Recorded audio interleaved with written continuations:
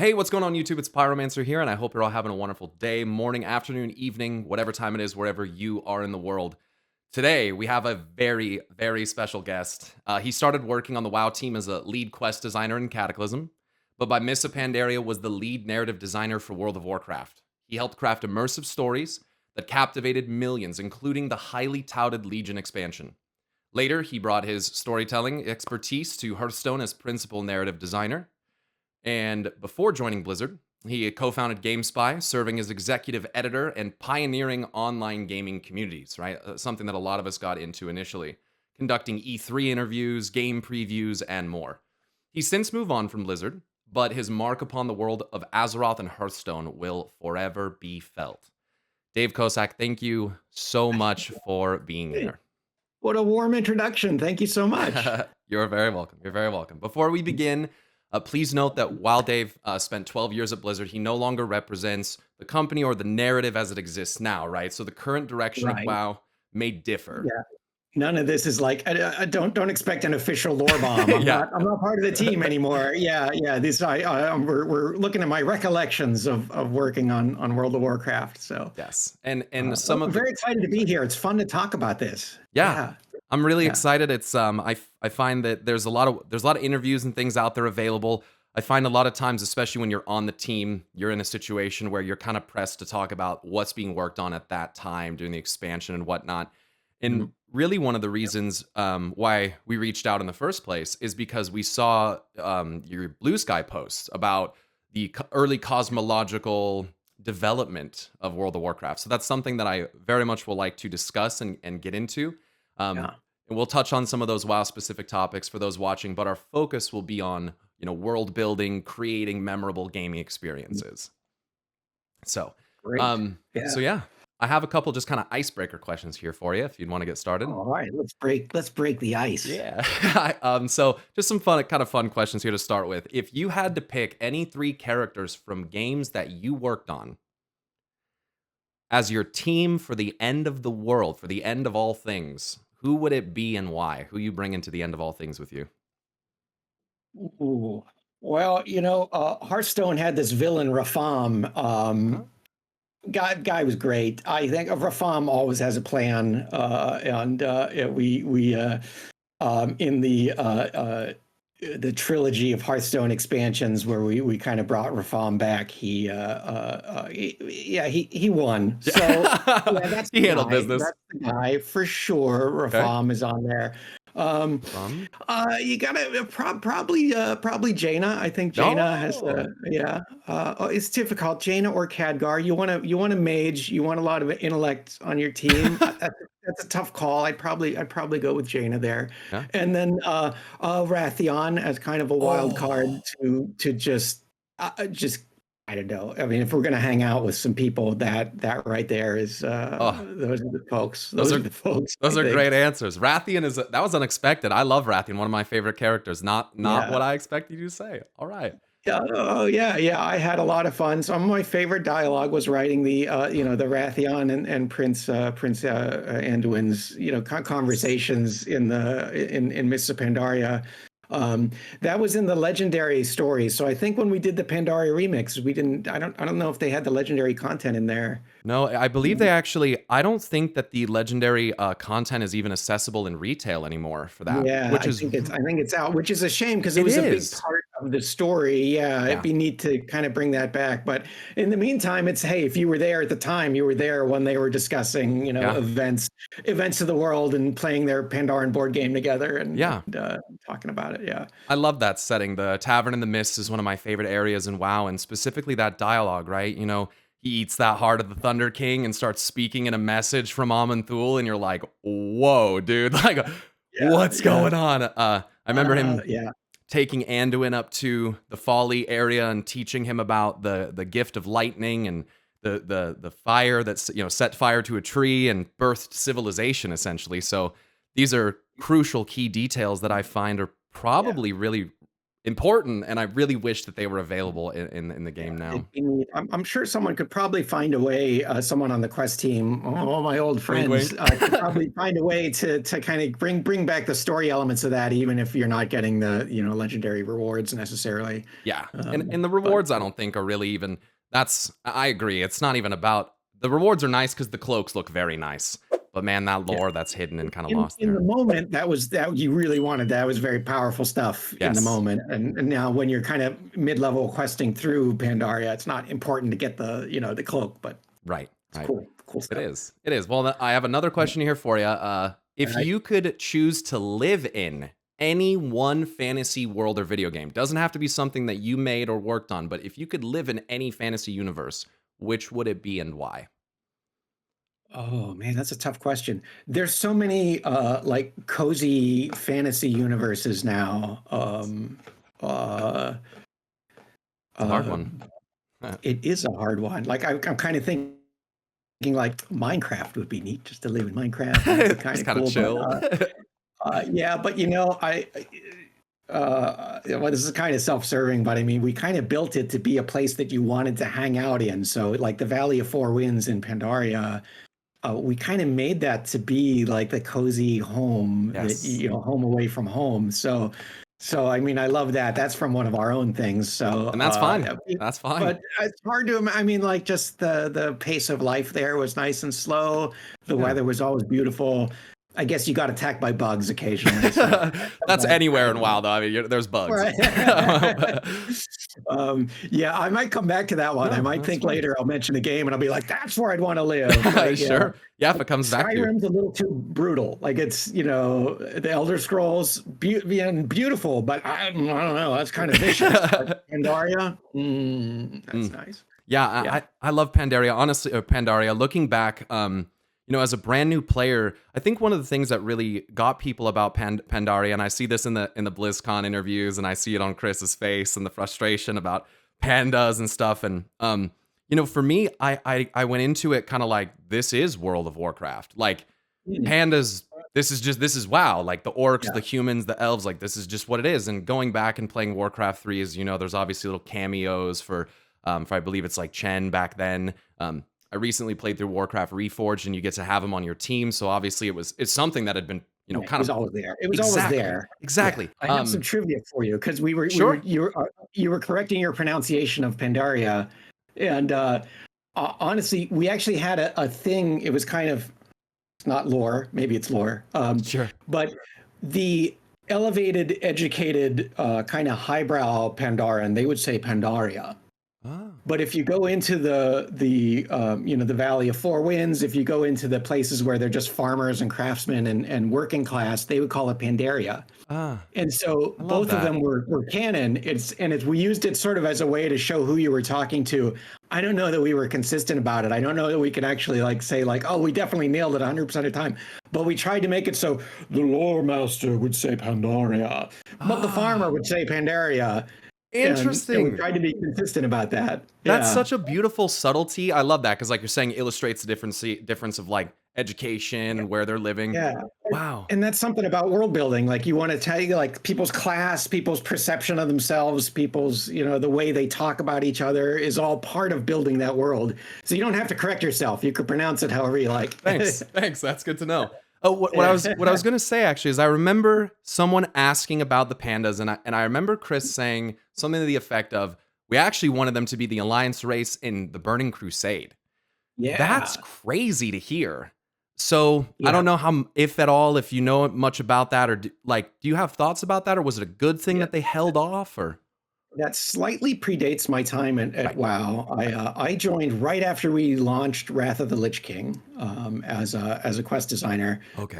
mostly working on Cataclysm. So I wasn't there for the Burning Crusade discussion. Right. I know people had talked about how crushingly disappointed they were that they didn't do Pandaren then. Really? But it gave them a chance to do it right with a whole expansion, because I think it would have been too much to try and squeeze it into Burning Crusade. So I think the Draenei make a better choice for that continent. I mean, well, a much better choice. Yes, I agree. But yeah, there was some disappointment that they didn't do Pandaren then.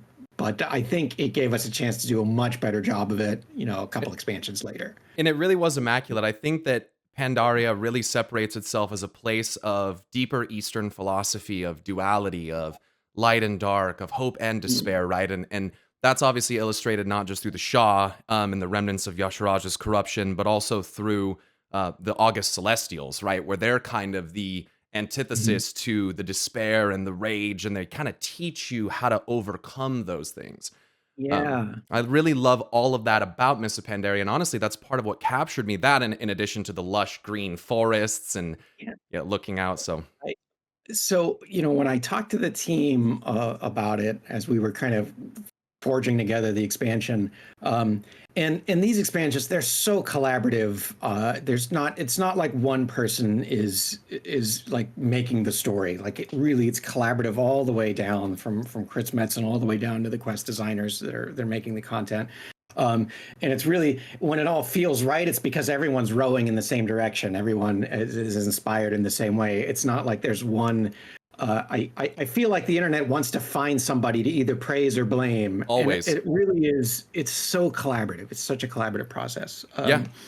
But it was an honor. It was like a real privilege to be part of the Pandaren process, because I felt like that was one of the times everyone was rowing in the same direction and we really had something cool. It's very cohesive. The whole experience, I think, Yeah. from the expansion top to bottom, first patch to last patch, is extremely cohesive.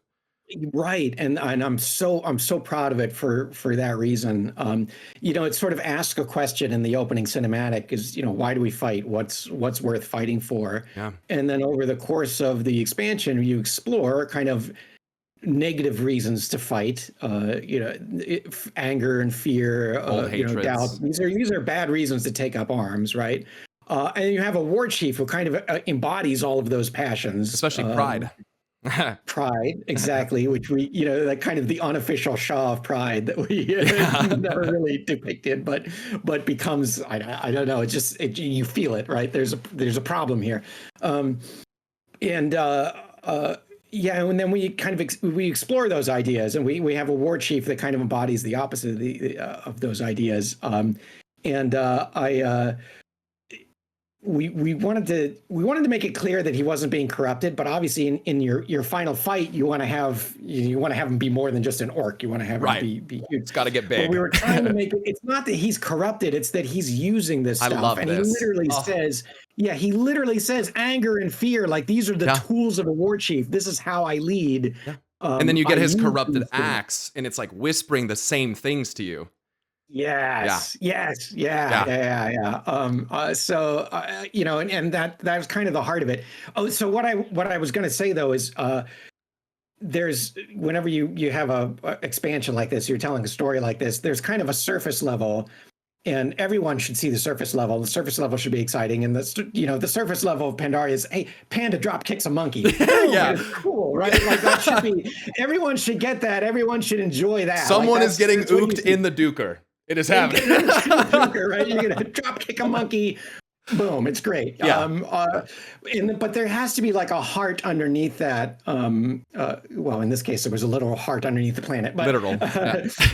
there has to be something, kind of soul underneath that, and that's what makes it so that we can, years later, we can talk about it and talk about what the expansion meant to us. And that heart is kind of that question of, why do we fight? What's worth fighting for? And that cautionary tale of a leader who uses all these bad things to empower themselves and divide their own people, and that's kind of the heart of it. And I think when you play the game, I mean, ultimately you're drop kicking a monkey and you're having fun. But if you can sense that heart underneath it, you're going to have a much better experience. At least I think so. That's kind of how I always tried to direct the story of the game.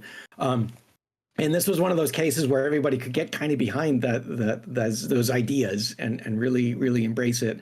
And we ended up telling just a wonderful story over the arc of the expansion. Yeah, I 100% agree with the offensive of the Horde and the Alliance kind of really bringing, because like initially you're starting with kind of like some of the local problems and kind of embracing that. But then the Mhm. faction story, really, that war comes back full fledged. Yeah. And I believe you said in one of your panels regarding it, there's portions where Garrosh is essentially seeking to like jettison the weaker parts of the horde off and like literally kill off the weakness. And there are so many, obviously, powerful, supporters of Garrosh. Garrosh did nothing wrong, all those kinds of things. Obviously, Garrosh did some wrong, but I love that you really made the point that like Garrosh is not in the end, he's not a product purely of corruption, but that he has realized that this intense emotional power does make him stronger in Yeah. some ways, but definitely will make him Mhm. weaker in others. Yeah. So I really Yeah. loved. Yeah, I love that. Garrosh is interesting because we had an expansion wherein you have to overthrow the war chief, Yeah, and so our biggest fear going in was, well, I don't want any horde players to be like get to the end of the expansion and be like, no, I like this guy. I yeah, don't want to do that last raid, right? We had to make him so villainous that it was pretty clear that he had to go. He's got to go. yeah. Um, and I think we did that, but not, and now I sometimes hear feedback like, oh, they made him a cartoon villain. They made him so evil. And I was like, I don't think so. well, that's probably a safer place to be than than to have the Garrosh did nothing wrong is almost a joke because Yeah, yeah, a bunch of things he did. yeah, But we didn't want to have like a contingent to be like, I don't want to overthrow the war chief. yeah. Yeah. How do you and how do you? We wanted to have fun with him while he was there. Like I kind of want people to look back fondly, be like, remember when our war chief was a bad guy? That was kind of fun. But And then we got he had Sylvanas. to go. So yeah, it didn't get much better. Vol'jin was so Yeah. short-lived. Yeah. And to that point with Garrosh, he was so bad. In the instance of Warlords of Draenor, something I know you're also very passionate about. And I'd really love to talk about WoD because again, another really great experience, but maybe not quite as cohesive in terms of how compared to Mists of Pandaria. But it seemed like you guys definitely went a hardier route with Warlords of Draenor, getting more into like the Orcish clans and like the brutality and ferocity of this world. And I remember obviously Garrosh and Thrall get into a position of like it's time to Mak'gora essentially. And in those moments, Thrall's weapon is cast aside and he chains Garrosh in the elements of the earth and strikes him with lightning, killing him. And a lot of people, kind of perceive this similar to Gul'dan, cheating in the Mak'gora against, I believe it's Duratan. So in this case, it's like, does Garrosh's crimes, the fact that he went so far beyond with literal war crimes and things like that, does it kind of, in a way, did it kind of narratively justify Thrall's actions of like, this has gone so far that this is really the only solution? Uh, I I I like that we can still ask that question years later because I think this is one of those things. Not to bail out of the question, No, but it's that's kind of okay. like let's leave it up to the players because is he kind of cheating or is he saying like I'm going to defeat you and then I'm just going to turn you over to the elements to let you get what you deserve? I mean, you Yeah, could kind of view it interesting. either way. If you kind of view Thrall a little negatively from that, that's interesting. Sure. That's kind of an interesting that moment though of that justice from above was something that Chris Metzen was very very keen on. He wanted to Really? see that have that moment of that Does that kind of one on one. spark a bit of, I mean, I know it's the elements, but a feeling a little bit of like the divine in that way of like you're saying justice from above of kind of like almost like a divine retribution. Yeah, it's not even me that's going to kill you. It's the world that you tried to, the, Take the, over the and world that you abused is going to I like that. take its vengeance. Yeah, I mean that's kind of one way to interpret that. I Sure. think Sure. I love to leave it open to people, but I view that scene in a few different ways. Yeah. And when Yeah. it comes to leaving things open, is that something I know interpretation, in a world where everyone has different experiences and perspectives, interpretation often varies substantially from person to person. And so are there in this way in narrative direction and design, are you intentionally having moments where you're making it very cut and dry where it's like this is the case and then you're having intentionally other moments that are left more open to interpretation? I talked about this some on Blue Sky, Oh, because cool. while I was working on Cataclysm, I did the Southern Barrens zone, and Southern Barrens was kind of a template for kind of what I thought we should be doing with WoW, but it was if you play just as the Alliance, you get a very cut and dry story. You get exactly what you said. Like, this is what's happening. This is right. This is wrong. This is what's happening. You play as Horde, same thing. This is right. This is what's wrong. This is what's happening. We're gonna kick ass, and the story is pretty straightforward, like Panda Dropkick Monkey, but right. They're a little more direct. Right. But if you play both of them, then you can see where the miscommunication is happening. You can see where the tragedy is happening. You can see the misinterpretations happening. You realize the Yeah. story is like so much deeper than either side understands. They're stuck And in it's only cycles. a player. Yeah, it's only the player that plays both sides that gets that impression and then has that that moment of, wait, was this right? And that's what I like, is like, the more you invest yourself in the game, the more the more deep, the more interesting questions you can ask. That's kind of what I think I've noticed. Yeah. So I love stuff like that. And I thought I was reading the boards after Cataclysm launched, and people were arguing about what happened in Southern Barrens, and someone typed in all caps like, "Your leaders are lying to you," and I just thought that was hysterical, because that's It's the kind of whole real. idea. Yeah. Yeah. So I love when stuff is open to interpretation, and I love when it's just, as you're investing yourself more and more in the game, that you're seeing more of that. And so, man, I'm really getting ahead of myself. I have so many of these questions, but this discussion's too good.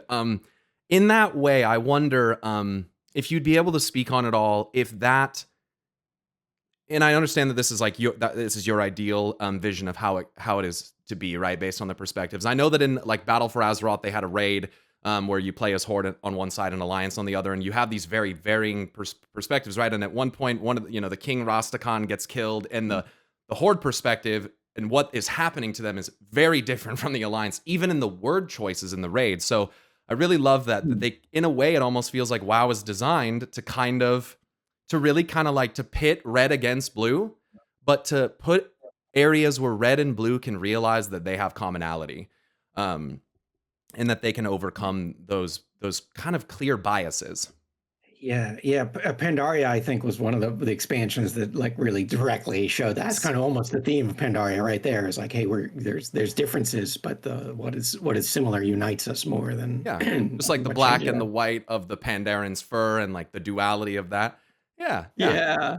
And so does that happen, do you think, or, I'm trying to word this properly. I guess I'm thinking about this question from the perspective of kind of narrative fractals. And you're probably going to hear me say that word quite a lot, because I find that the more that I study WoW, the more that it appears that the game is perhaps built in this fractaline manner, where whether you're looking at the Titanic conflict, or what's right below it, and right below that Keepers, or whatever, down to the Horde and the Alliance, I feel that there are repeating cycles that this is happening. Can you speak to that at all?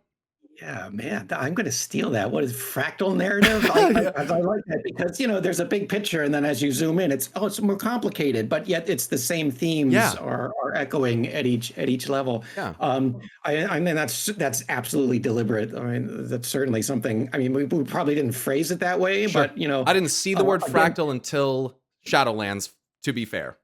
okay, Yeah. but again, it goes to that, like, what is the heart of the story that we're trying to tell, uh, and then everybody kind of from the top down, from the big cinematics all the way down to an individual quest designer, plotting out a part of the zone, is like, oh, I'm going to use that theme Yeah. as this little moment, and that creates that kind of fractal pattern of Yeah. It's the that you're describing. inspiration leading to something inspired by it, which will echo what was. Right. I Yeah. love that. Yeah. I love when I like love an that. individual quest that you do in 20 minutes echoes the kind of theme of the whole Oh, expansion, I Yeah. I did a Yeah. quest in Feralos the other day called Dark Heart, and let me tell you, I know that you're not like working on the War Within or those things, but there's some really interesting thematic similarities, and it's an instance of like, right, I look at Illidan with his demon horns and Malfurion and Tyrande, and I think about who these characters from kind of a fractal standpoint, who they could be related to, right? And so we look at Illidan's story of kind of seeking power to save his people at all costs kind of thing. And that really kind of rings true, especially when you familiarize yourself with Chronicle, with narratives like Sargeras. And you have Illidan saying things like, they call me betrayer, but in truth, it was I who was betrayed. So I really love that kind of what you said seems to be in a deliberate structure or deliberate, kind of design in that, like, it makes me wonder, like, could that Titanic storyline, I'm not asking you to answer this, but could that Titanic storyline relate in those kinds of ways? Or how could, and Illidan is so, so directly related with Sargeras, it's kind of hard to ignore that. Yeah, yeah. So I almost kind of feel like I wonder if there's like a kind of a hidden fractal narrative that's happened in World of Warcraft through the years, and I'm not sure if it's even intentional, but like you're saying, it sounds like it might be deliberate. So I just wanted to pick your brain about that. Yeah. So thanks for It's hard because the team composition has changed Yes. over time, and so to have anything, I mean, wow, it's 20 years old. That's like weird to even say. Like I had to double check myself. Like I can't believe 20 years.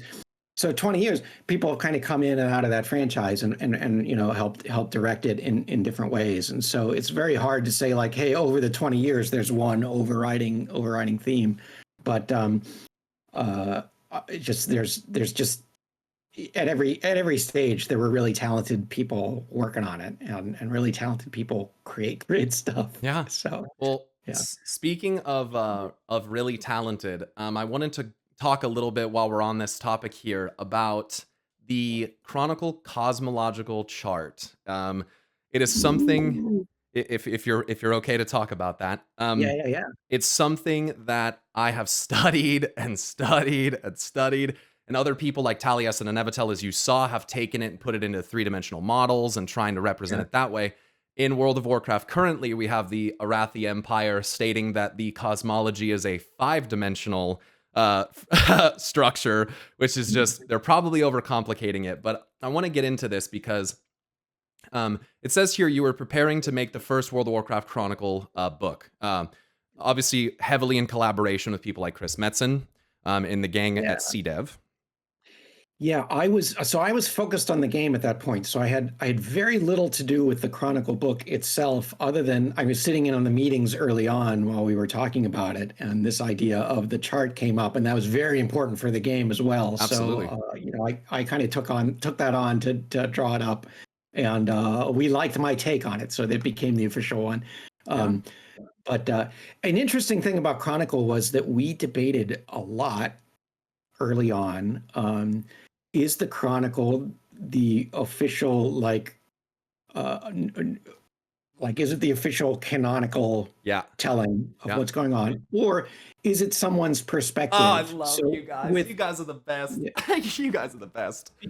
Because if you look at the Diablo lore books that we had just published, like the Diablo, whatever the equivalent of the Chronicle is, I think it's like Book of Lyrath, or maybe even the Book of Lyrath, and it was all from a particular perspective. It was, Harry, let me tell you a story, and and told it from his perspective. So we always had the out of, well, that's his opinion, having researched it, But with the WoW, I think we did not have like an official narrator voice. Like it was written like a history book, as though it was canonical, which then raises the question, like, is it someone's opinion, or is this the actual canonical truth?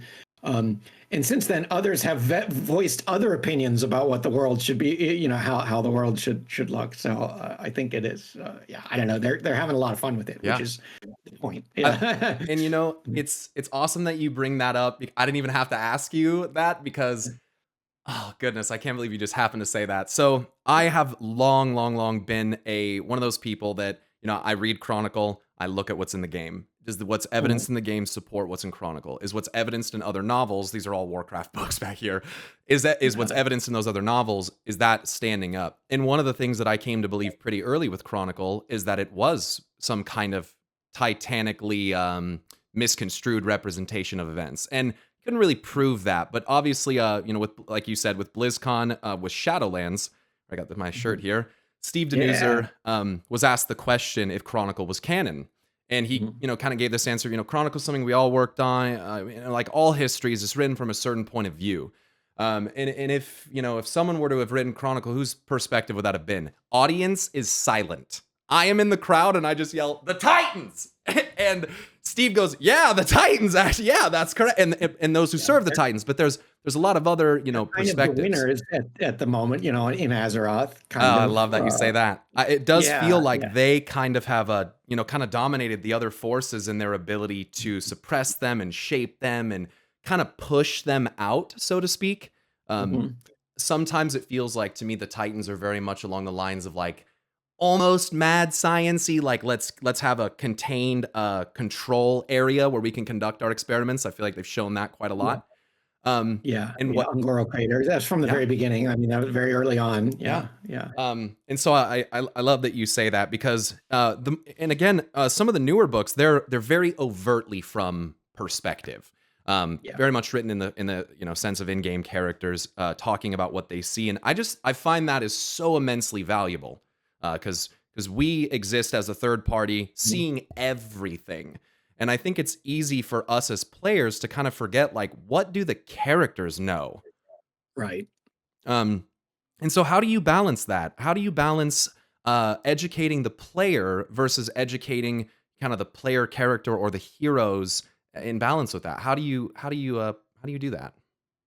It's, I guess the trickier thing is, why even do the lore at all? Because I think as soon as you put a map or a chart on it, you kind of take away some of the mystery. Mm, And so I have seen some people say like, oh, well, once they published the cosmology, it took away all the magic. And don't agree with that's that personally. yeah, I mean, but that perspective, I can kind of understand that Sure. perspective. Like, Yeah. you locked it in, Yeah. um, and it's more interesting to keep it mysterious. So, um, now obviously I disagreed enough that we put the Chronicle up, but Sure. Sure. but we didn't do it until like the franchise was like 15 years old at that point. I mean, like the Warcraft franchise was 15 years old before we published the Chronicle, and so we had a lot of time to be like playing around in the world, and we had a lot of material to codify into it. Um, I think it was worth doing it then. The fact that you said like I've studied the chart and I've tried to piece together the chart, that's the win. That is where it's like, hey, this apparently has all the answers, but But it does doesn't it really. really? Like, you're like, I really, how does this jive in with what I Oh, know? And that's the kind of the point, is to make it like something exciting that you would study. yes. And boy, props to the artist. I can't remember the name right now. I posted the artist name on It Blue Sky. looks Um, like it was Joseph Lacroix. Lacroix. Yeah, Lacroix, yeah, who does a lot of the maps and kind of a part of the visual identity. Wow, really, Yeah. because he does so many maps. But yeah, created it in such a way that there's so many little details that you really just kind of can get lost in that chart, which is the idea. And so big props for adding that extra level of depth with just the art of it Yeah. alone. Yeah. And speaking to that art, was it done because I've seen like fan made colorized version? Was this done in kind of a sepia tone on purpose? Was it just to match the thematics of like the archaic tome that is the book, or is it to obscure detail at all? Yeah, I think it was to match the book. I also think I'm not sure if that page was printed in color or not, so it might have been just to save on budget. Sometimes things have answers that aren't lore related at all. Yeah. Like I'm it always was, looking for a lore related answer, but yeah. that's bias for you. But definitely the sepia tone made it feel like an ancient map or Definitely. ancient lore, which that's the vibe. That's the vibe we were going for. Yeah. I love how you said it at one point you pitched a three-dimensional chart, right? This is something that Yeah. happens a lot. And like I said, Taliesin and Evatel had kind of made a three-dimensional model. Mhm. I love this intricacy of storytelling because you have to think about it like this is the two-dimensional representation of the three-dimensional, same way we have to think about this is the three-dimensional representation of the fourth Yeah. dimension, et cetera, et cetera. So I really like that. And in that, in you saying that, and that's something that we had kind of speculated, me and others for a while, was what would the, and I'm not asking if as a question necessarily, but what would that actual model look like? It's interesting because with the newest Arathi perspective, they're 5-dimensional, whatever, simplex, 5 simplex structure. It almost kind of makes it sound like almost like a D20 die or something very Yeah. RPG, related. So I really love that. But in your initial thing here, you say you didn't want to just have a good and evil kind of like Yeah. mirror. And is that just because it's just too simple? It's kind of just too straightforward? Yeah, the stories that we tell in Warcraft don't really feel like that. And we're not trying to tell those kind of stories where there's good and evil, there's red, there's blue. Yeah. There's always nuance though. Red and blue. Right. There's other, there's all these other kind of values and perspectives. And we wanted our cosmology to reflect that. I love that. Okay. And so it looks like you started out, and we'll show these, we'll edit these into the video so that the viewers can see, but your 6-pointed structure where you have light at the top, order, and then something, which it ended up being death later on. Yeah. And you guys kind of stuck to that 6-pointed thing, and then you kind of expanded from that. Yeah, I tried to draw a 3-dimensional chart, and it was getting way too complicated. And then I was like, well, actually, just with the 6 arrows coming out, kind of like if you're looking at a cube on the side, you get 6 vectors. That actually maybe that does the job for us. And then it was a matter of placing everything so that it all made sense around it. And when you were doing that, are you like taking into mind and consideration like if, and it seems like you were because of your remarks on your Blue Sky post, but you say things like, the Burning Legion is close to fire and air, which makes sense for the meteors coming from the sky and all those things. Were you guys considering the kind of magical makeup of realms and deities and all of that when you were crafting that, putting that together in that way? I think it was more or less like, let's look at the vast body, the 15 years of lore that we have, and kind of try and make sense of it, within here. And like, how does the Scarlet Crusade fits in? And I was trying to kind of make a chart so that you could sort of see how these existing factions could kind of fit into it. Scarlet Crusade is like, we're going to start at the top of the chart. We're holy, we're good, but then it becomes a crusade. It becomes a violent kind of thing, and then your paladins sort of burn things with holy fire, and so it kind of starts to go past 12 o'clock. And now we're not really worried about life anymore. Now we're just straight up crusading. And then pretty soon we're getting into chaos because like if your like passion is too great, if your religion is too strong that you lose perspective, then now you become a dangerous kind of thing. And so that sounds like a spectrum. Yeah, you kind of look at Scarlet Crusade kind of moving along the chart there, and you could look at well, I don't know, anybody else and kind of move them around the chart. And the other thing was looking at gameplay, like, hey, what are the sources of power for the players? What are they drawing on? What cosmological forces? And so, like, if you're a priest, you're straight up and down on the axis. Like, oh, I'm a holy priest. I'm up at the top of the chart, and I'm doing holy magic and dealing with life. If I'm a disciplined priest, I'm more in the center of the chart, and I'm concentrating on preserving my body. And then not exploding. If you go down to the shadow priest, well, now I'm using all these forces of death and decay, and I'm actually using them. But priest is like a straight up and down line. I love this. Yeah, and then I'm looking at wizards and warlocks, or I'm sorry, mages and warlocks. Obviously, mages, if you're like a pure mage, you're doing arcane. You're basically using the language of the Titans to shape the world. And then as you get into like ice mage, you're more using elemental magic. But then you get into fire mage. You're moving across the chart now. Now you're kind of moving into chaos. If you keep going in that direction, well, now you're not using the Titan magic anymore. You're starting to use the language of disorder, and now you're becoming a warlock. Yeah. So, the difference between a fire mage and a destruction warlock, they're both using flames. They're very, very close. That's why I picked really, Pyromancer, by the way. Destruction warlock. Yeah, thank you, Pyromancer. Yeah, exactly. Yep. You're just moving along. Where do you fit on the chart? I don't know. Moving toward chaos there. For sure. Until you're straight up demonology, and then you're just pooling from the forces of chaos. There you go. I do have a burning, And then afterwards, I'm like, I don't know if this was the best faction to align myself with. And so I Oh, wonder then, because what I've noticed in WoW is, for instance, there's I think as far back as Classic, you can learn, and I hope I'm not getting this wrong, that some of the invisibility spells that mages learn are, I believe, actually derived from the holy practices. So light illusory based magic. So there's actually a book mhm. found in Northshire Abbey that I believe teaches the Classic player how to do invisibility or something along those lines, or has something to do with Oh, fade that's or cool. invisibility. What Yeah, I've yeah. noticed is that there's this kind of crossover. Even though a shaman is a shaman and is elementally aligned, they have astral recall, which pulls them through the twisting nether.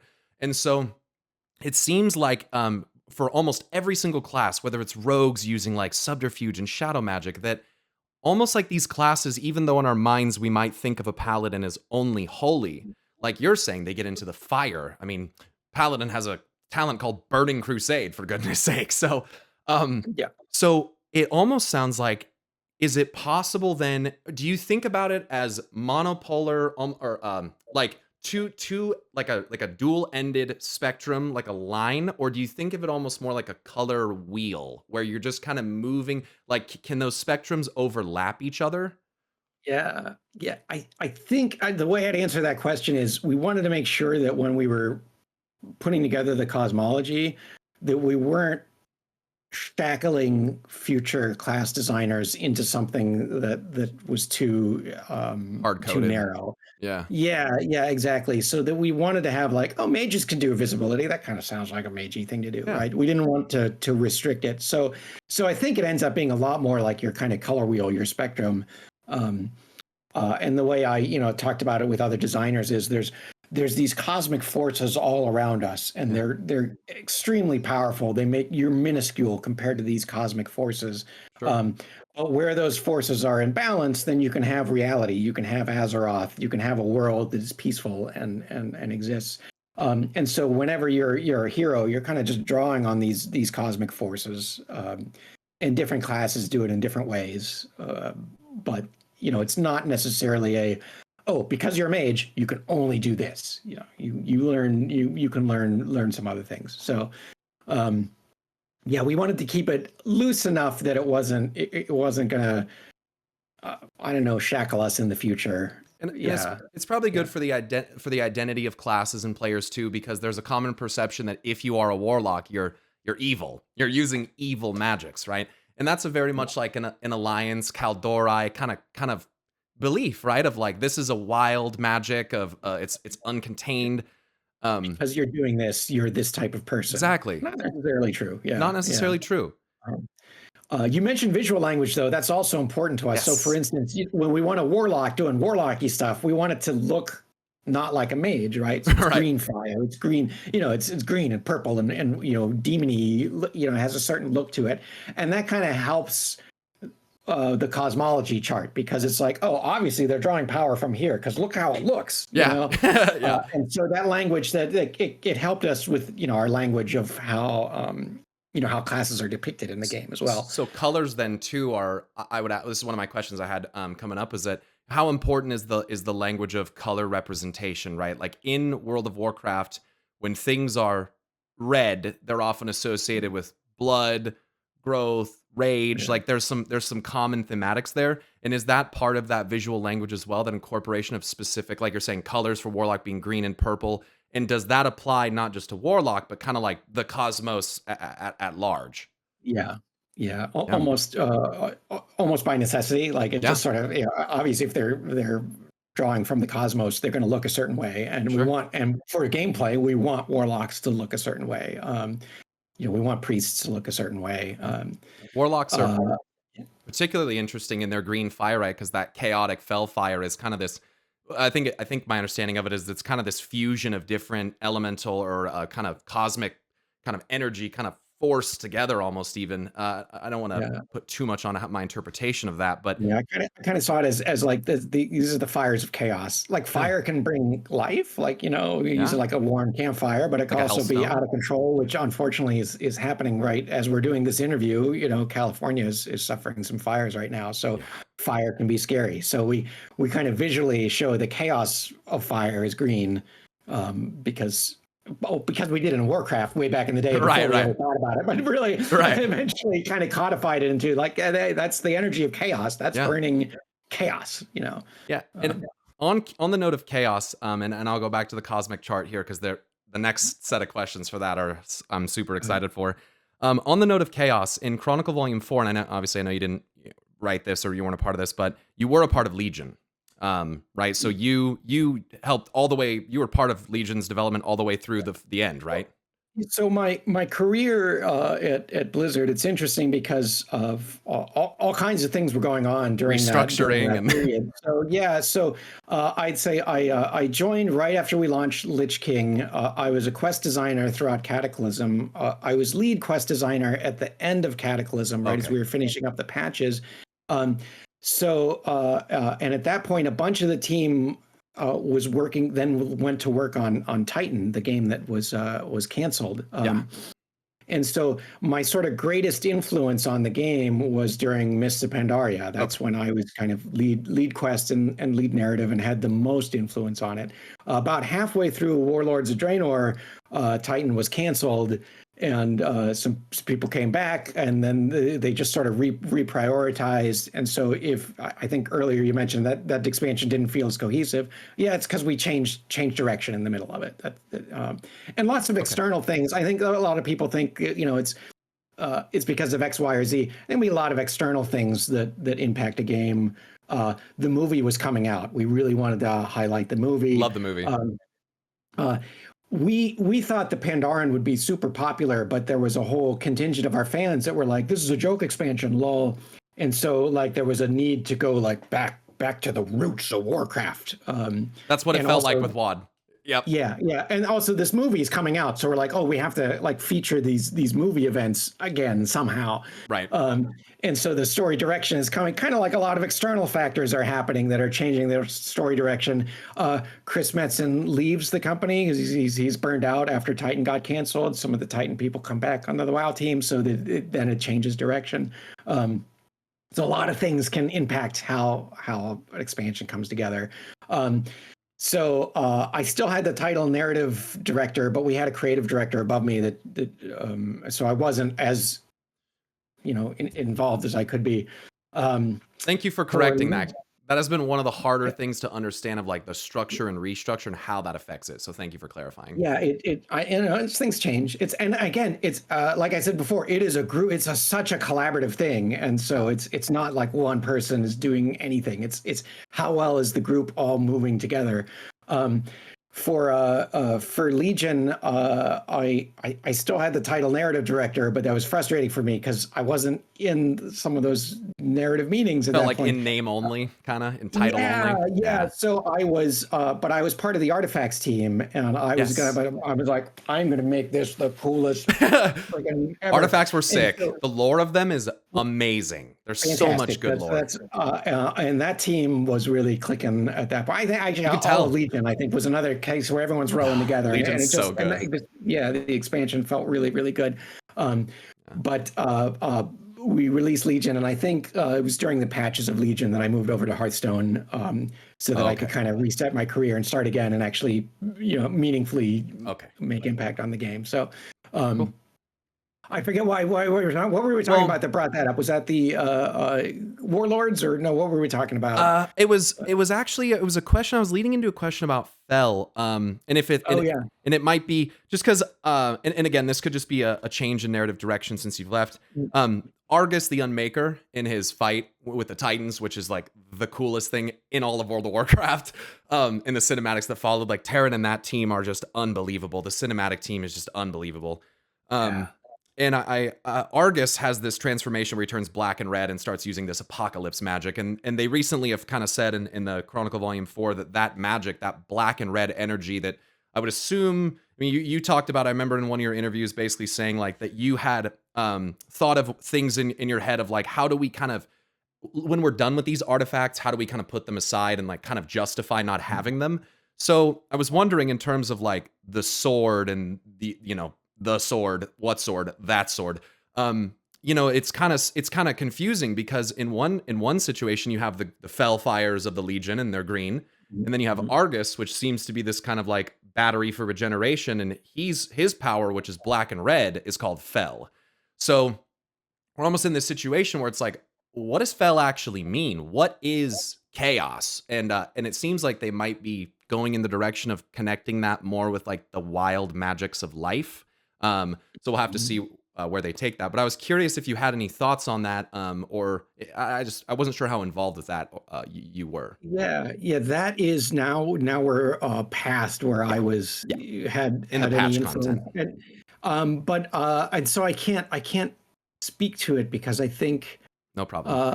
uh and a big part of it is just um we want Argus to be super powerful. So Yeah. how do we up the ante? How do we show that? What's the visual language that we're going to associate with Argus, and what are we going to call it so that you can you wanted to add on top of what we had already built. Yeah. I think, and I don't want to But you're speak just kind in of, terms yeah. of the other creatives, but yeah, and that's that's a challenge. Actually, part of the big challenge of Warcraft. It's 20 years old. How do you I keep know. upping the ante? You I know, know. Yeah. it's a big problem. That's a common Uh, player question too, of like we go from, yeah. one thing to the next to the next. We end up with like the jailer in Shadowlands, and it's like that guy's about to reset the entire universe. Like, how do we go further than that? And so I'm really excited Yeah, to see what they do in this yeah. World Soul Saga. But It's a tricky problem, but yeah, I think they talking with my friends that are still on the team, they're really in a zone right now, I think. good. So I'm yeah, so yeah. stoked because I go through the quest and I see little hints and little fractals and similarities, and I'm like, dude,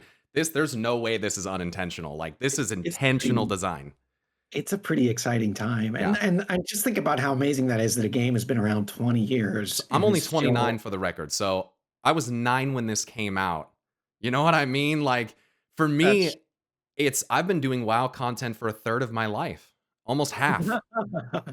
It's Yeah, and it's funny. I mean, I'm over 50, so but just how much of World of Warcraft is a part of my life. I mean, more than a decade. I worked at Blizzard, but even before that, I was working at GameSpy, and World of Warcraft was a major part of our content. Well, all the Warcraft games, really. yeah, they Um, were huge at the time, and it's just such a big part of who I am. yeah, It's really that's something. part of why I was so excited to talk to you because you've always like any of the interviews that I see with you, you very similar to Chris. You seem excited. You seem just like very invested in it, and so I've been not to gush too much, but I've been so stoked for this. Like you can't even believe. Yeah, yeah. Working on Warcraft was such a privilege. It was such a cool time in my life. I wasn't perfect. I moved to Hearthstone because I was not happy, what I was doing, but I have fond memories of it. And oh man, It's did I fair. have fun on Hearthstone too. Yeah. I mean, started to talk Yeah, about we'll that. talk. So Yeah. I've gone so far off script. I do apologize. No, no, I have it's all so right. many. I had questions about gaming culture and all sorts of stuff, but we just got into it. So here we are. I want to bring up your one of the earlier renditions in the when you put it into a 6-point chart, and you started assigning other things like death, shadow, void, order, etc. There are some intricacies here. Obviously, it's in the inner. It's on the earlier stages, but Azeroth has pretty much always been in the middle, which seems to be a mass intersection of all forces. Of course, Yeah. the Yeah, it's kind question. of like where things are in balance, we can exist, but we can't really exist outside. It's a twisting nether. Everything's crazy out So there. outside the kind of the pocket of reality, so to speak, or Right. Yeah. Yeah. There's this idea that hey, where the forces are not in alignment, just it's chaos. stormy and wild and wacky. Yeah. Uh, Wacky. one thing that is on here, and I'm gonna really pick at some of this stuff, Mm. is obviously when we look at the cosmic chart in its final form, and you see like wild gods, you see Emerald Dream, Spirit, Mhm. wild gods, nature, life. It's Mhm. very linear, very clear what that looks like. In the earlier renditions, though, you have, and I understand that there's creative process to this, but you have life and holy actually kind of in the same, and you have creation on here. Creation is actually something aligned in this case with, it looks like nature, and it looks like it's opposite to void. Um, and so one of the things that I've really studied a lot in World of Warcraft is what is creation, because we never actually we don't have it in the finalized version of the of the chart. Yeah. kind of like it ends up being life and order together are sort of creation, and I think that's what I was struggling with in that version of the chart, is that they were kind of combined into one. Really, breaking them out into two helped balance everything out. Life is balanced with death, and orders with disorder, but life and order together is creation, and that's what the Titans are all about. They're kind of creating. Interesting. Okay, and then Yeah. and so when you, in my mind, I guess so.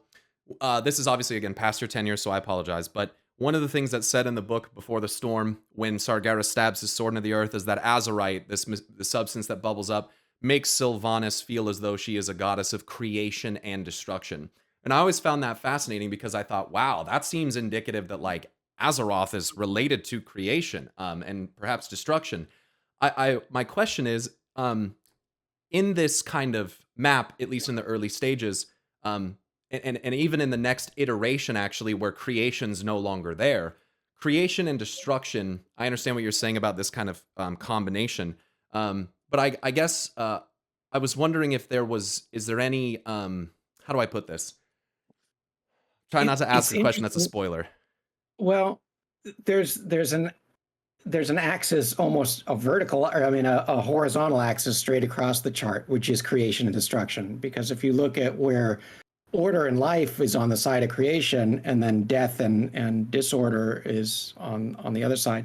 So there's almost kind of an invisible horizontal line. Yeah, I can see where that would be. It almost kind Yeah. of reflects things like the Shadowlands and the Emerald Dream as well. And on that note, you say that those two places are mirror images of Azeroth. Now, I know that we've long known that of the Dream, that they're connected and kind of mirrored in this way. I don't know if I've seen too much, and I guess that there's probably some like things in the game like the Death Knight quests and stuff that kind of suggest that the Shadowlands 2 is a mirror image. Can you talk about that? Yeah. Yeah, originally, and so this is obviously before the Shadowlands expansion. Right. So in the Shadowlands expansion, we could Ignore we could this. yeah, push the whole thing out. But originally, it was like, hey, when your character dies and you're running to get your corpse, where are you?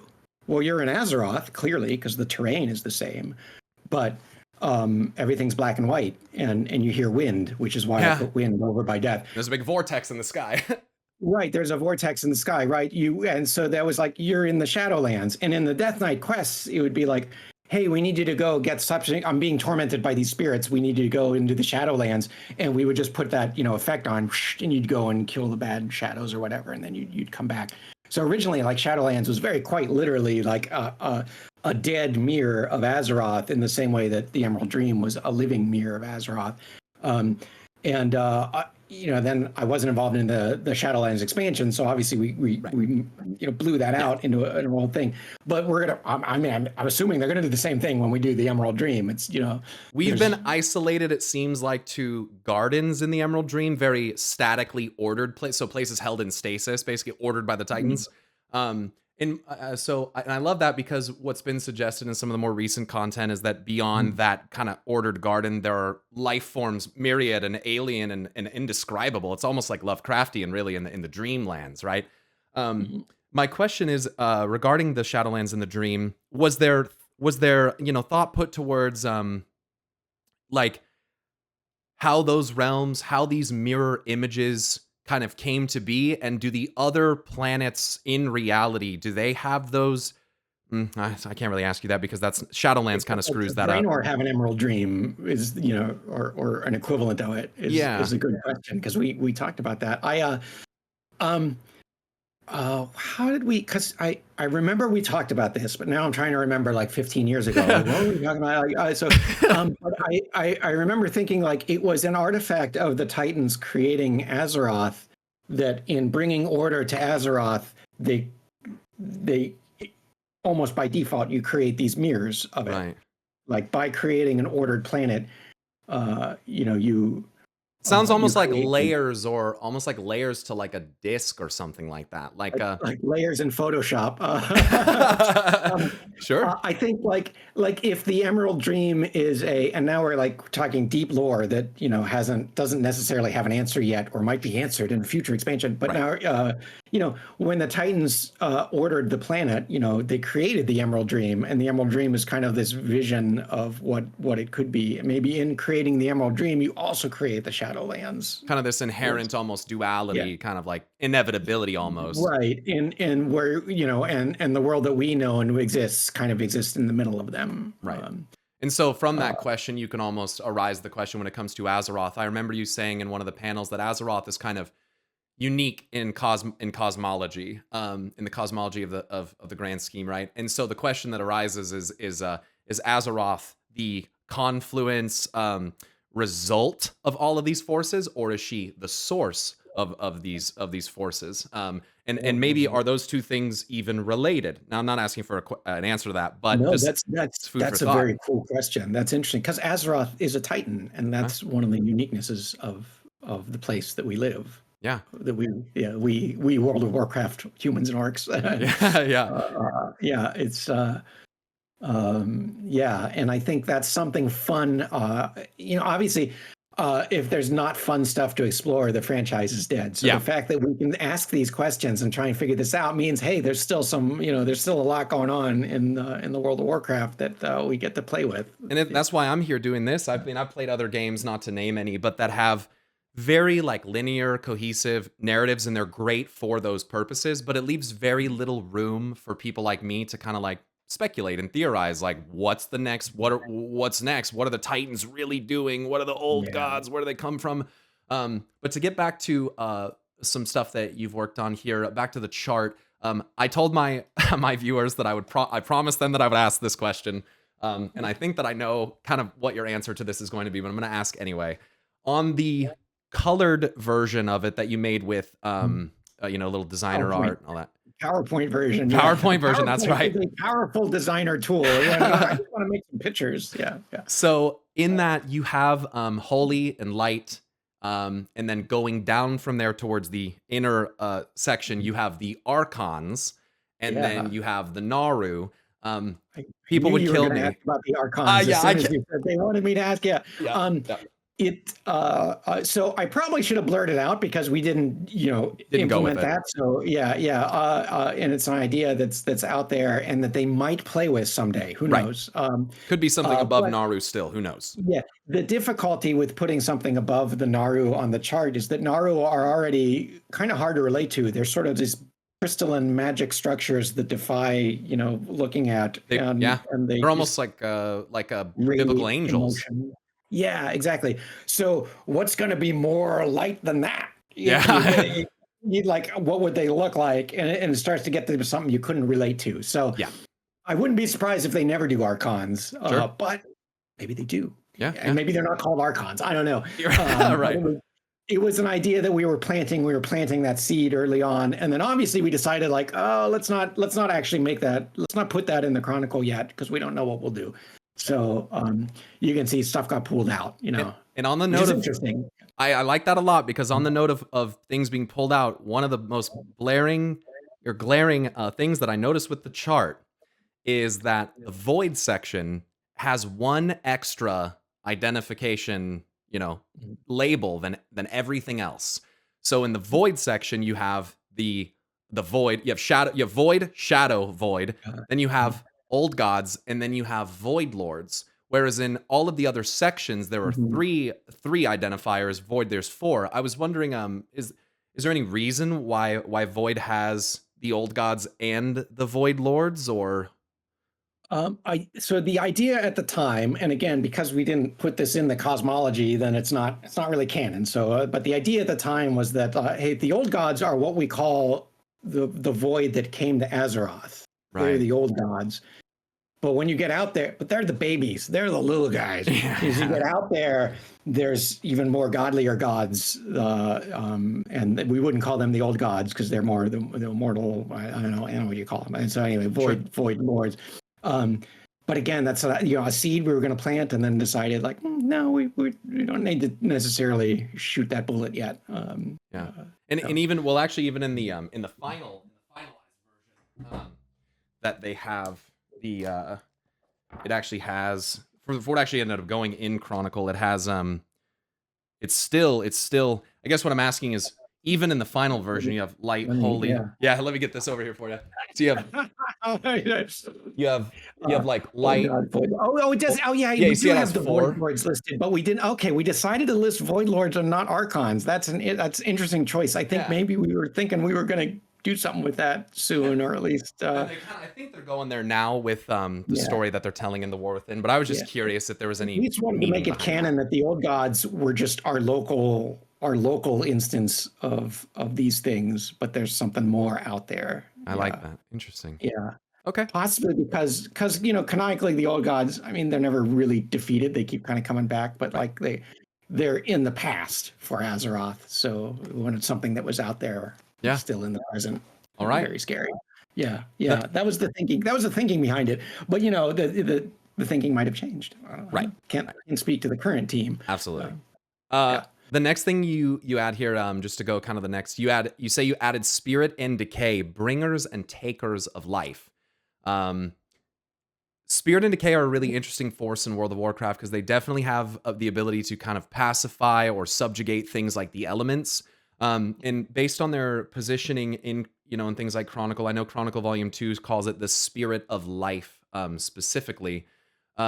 So is that would you agree with that like Spirit is something typically to be associated with life and decay, kind of to death, hence the DK spell, death and decay, or? Yeah, for sure. Yep. And the way that came about was we were putting together the chart, and we said, okay, there's going to be 5 elements because we got the earth, fire, water, air for sure, but why do shaman heal? Like it seems like there's something else, and so it's not just water. The fifth element, which was spirit. And we had that kind of locked in. Why don't people? Why is decay not regarded as an element? But it is. Oh, it is. The problem is, in trying to draw 5 elements in the chart, it was all broken ass, right? I see. Well, wouldn't spirit have an opposite then? And so then is it death? Is it what? And we got, and it was actually medicine came up with the name decay, and we really liked it because then not only did it balance out the chart, but it also implied things. So, for instance, you have a shaman controlling the 4 elements, and then spirit, which gives the elements life. So why does an earth elemental walk around and talk to you? Well, it's an earth elemental, but it also has spirit. It's given life. Yeah, and then a shaman, is in control of that as well. So a shaman can heal you. But then because we put decay on there as an opposite, it implied that there would be dark shaman. And dark shaman would use the elements, but also use decay. And we were working on Cataclysm at the time. So the idea of dark shaman bringing about the end of the world, and the fact that decay is down there at the bottom of the chart where Deathwing is, the Earthbringer, Earth and Decay is down there where Deathwing underground. It all made sense. Sure. And so we went from 5 elements to 6 in putting together the chart and added that element of decay. So if you're a shaman, supposedly you're a good shaman and you're using spirit. But hey, there's also the Earthen Ring is this kind of evil shaman, and that's what they do. Yeah. And it fit really well. It was very cool. So that's why there's spirit and decay in there. And it works so well. I remember in the Siege of Orgrimmar raid, which is so epic, but I remember fighting, the Dark Shaman, Kor'kron Dark Shaman, and getting to see them wielding like shadow and acid and like kind of crazier things like that. So I love that. Yeah. And it makes sense because it's like, well, we're all, now I'm going to get philosophical. Please do. Yeah, we're all inanimate matter. What makes us special? Well, it's spirit. We're just matter with spirit. In a fantasy world. I get you. And what takes away, what leaches, life out of matter? Decay. It which is kind of inevitable through like time and entropy, and it breaks life down back into elements. Decay. Yeah. And so I love that. I just thought that was super cool. That is cool. Yeah, and it makes it. Well, that's kind of the point of putting together a chart like this, is to like give you some cool things to be like, yeah, interesting. Yeah.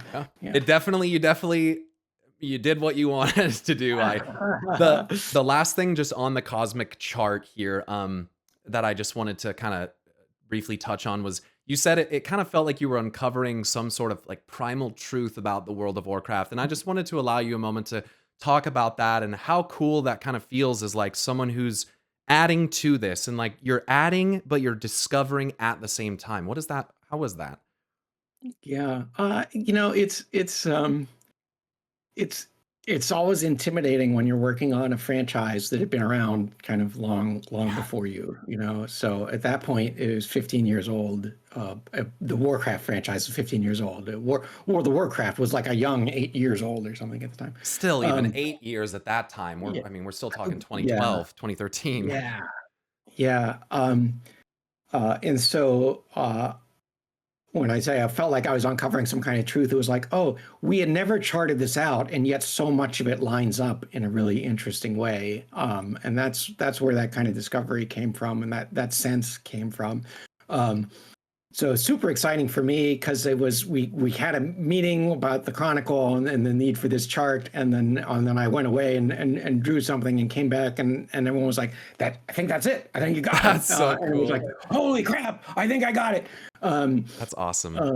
yeah, it was that's a great feeling. But you know, you're standing on the shoulders of giants. You're like looking at what came before and trying to add a layer to it that helps the people that come after you. And Yeah. now, you know, people are working years later and they're still kind of drawing conclusions and interesting And things from working the on it. chart we Yeah. did, you know, a decade ago. That's so Um, cool. And like yeah, I like it was how fun. you that in conjunction with what you said about kind of yeah, you wanna codify things, you wanna give some like linearity and direction, but you also wanna leave that artistic expression open for whoever has to come after. And so Exactly. have you ever faced any like challenges of like, dang, this is a really good idea. We want to kind of like hardline this, but we really need to make sure like we leave this open. I mean, I guess we've kind of Uh, talked about different examples of that throughout these questions, yeah, to be that's a fair. great question. I'm trying to think of like a really good example of something we Sure. had to pull the plug on. And I can't think of anything. Uh, Yeah, one of the things is we always kind of, and I know it drives people nuts if lore is not consistent over time, but sometimes ultimately when you're working on this, kind of in the moment is very important. Like what story do we need to tell right now, and what lore supports that story, and if there's something that is kind of in the way, um, hey, we have a better story that we can tell, and maybe we step on it and take those lumps. Draenei lore changed significantly in the time from Burning Crusade. Well, Burning Crusade kind of rewrote the story, Right. and then even after that, we when we kind of went back in Warlords of Draenor, we kind of adjusted it some so that um, yeah, we make those changes. And I think it's a balance act. If you just if you make all your lore meaningless because you're going to keep overwriting it, then no one's going to be invested. But if you say your lore is ironclad, um, It has to be. you kind of you kind of hurt yourself in the moment, and your stories might not have the punch that they should have. So Because you're kind of um, working on rails at that point of what you've kind of set yourself right, up for. right, or you're kind of forced to do just the same content that people did before because you can't do it differently because we've already established that X, Y, and Z is true. So um, I don't know that that answers your No, it question. I does. just It kind of does. it just kind of brings what the thought process is when you're making this stuff, and what your values are and what your priorities are. And I think I think the WoW team is still of the of the mindset like, hey, we respect the lore of the past, but sometimes we want to tell a great story, and Mhm. we're not afraid, which is important. Yeah, absolutely. Absolutely agree. And that does answer the question. I'm gonna kind of try to rapid fire some of these other questions here at you if you don't mind. Um, Yeah. let's see. Let's kind of back off of the overarching kind of story and deeper lore and kind of we kind of touched on this before, but I really want to have a focused moment here on environmental storytelling. Mm. It's commonly believed that stories are told with words. However, the world around us has stories hidden in the tiniest cracks, right? From ancient forests, dancing with whispers, to fathomless seas filled with mystery and intrigue. A well-built world can feel truly alive, and I feel that the world of Azeroth does. How important is environmental and more subtly implied, because I feel that WoW has a lot of implied storytelling, to you in comparison to just like, let's put it in text and let's put it in dialogue? Like, what is the balance there? I'm so glad you asked that question, because I actually I did what we call a slash learn at Blizzard, and it was an hour and a half of how you tell stories from the perspective of a content designer. In WoW, it'd be a quest designer, but it might be a mission designer in an RTS or a card game or whatever.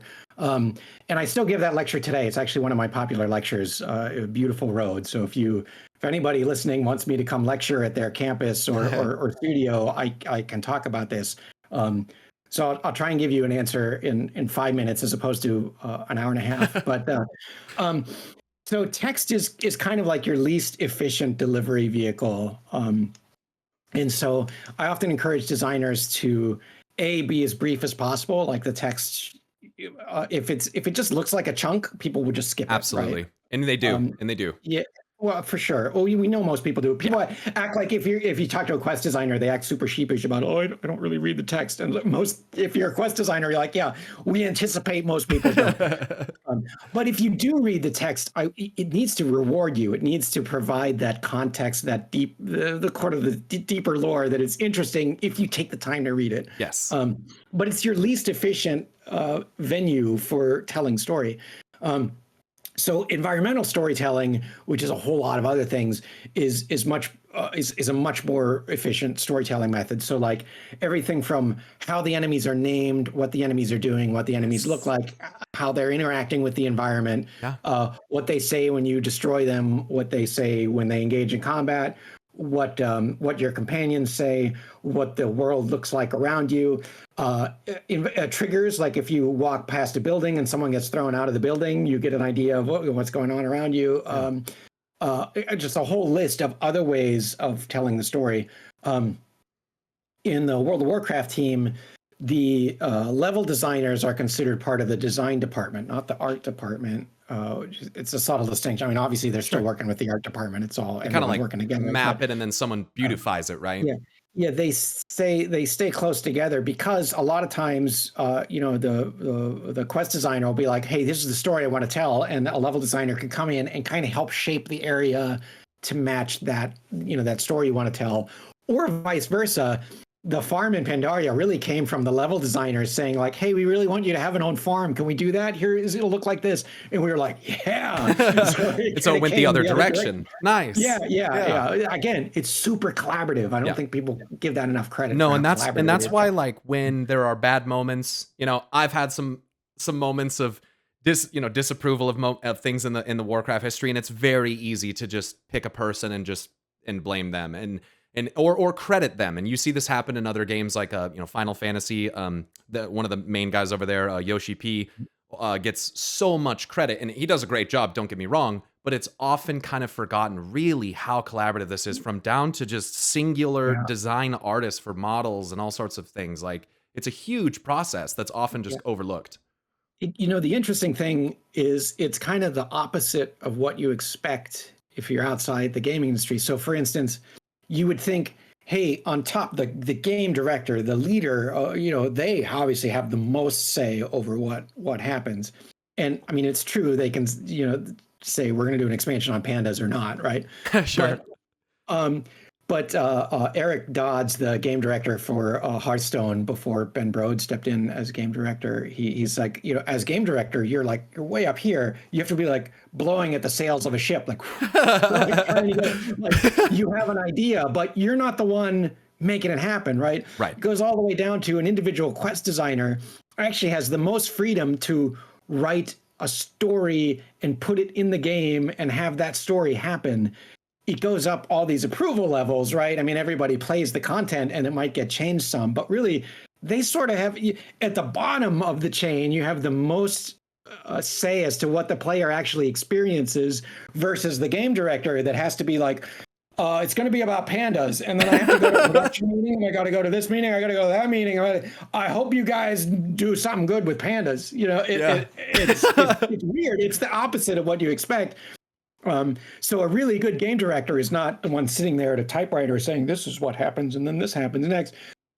They're kind of setting the vibe and setting the tone and getting everybody, like I said, rowing in the same direction so that you can tell an epic story like Pandaria, where it has a beginning, middle, and end that's super coherent because you've just sort of set the tone, and everybody all the way down the line is like, oh, we're going to do this. And that's what makes a good game director, a good creative director, a good creative director. Getting everyone to buy in and helping realize that like the team is what supports you and like doing what you can to help guide that.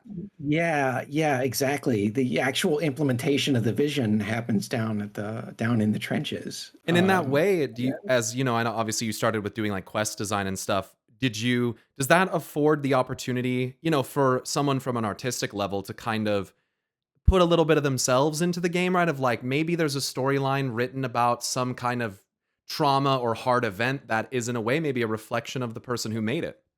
Yeah. Oh, absolutely. You'll see quest designers have put themselves into the game just about everywhere. Everyone, their experiences are really told. And then, for Pandaria, I struggle with anxiety and depression. Like that's a same personal of mine, right? It's not, and we're able to talk about it now much more than say when I was a kid. And so being able to express that sense of, hey, when I get so anxious, I'm so filled with despair, I'm not myself anymore. It's like this shadow has taken over me, and I'm saying the wrong things and I'm doing the wrong things. Like I'm in control of my emotions, right?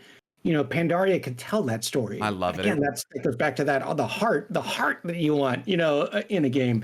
It was powerful for me, Pandaria specifically for that reason, because, honestly, I mean, and you don't have to look very deep to find this. I'm a guy that struggles with anger, so for me, Garrosh's story, what was really powerful, anger, doubt, pride. And I absolutely love the Burdens of Xiaohao short series. Like that is one of the best things ever made in WoW.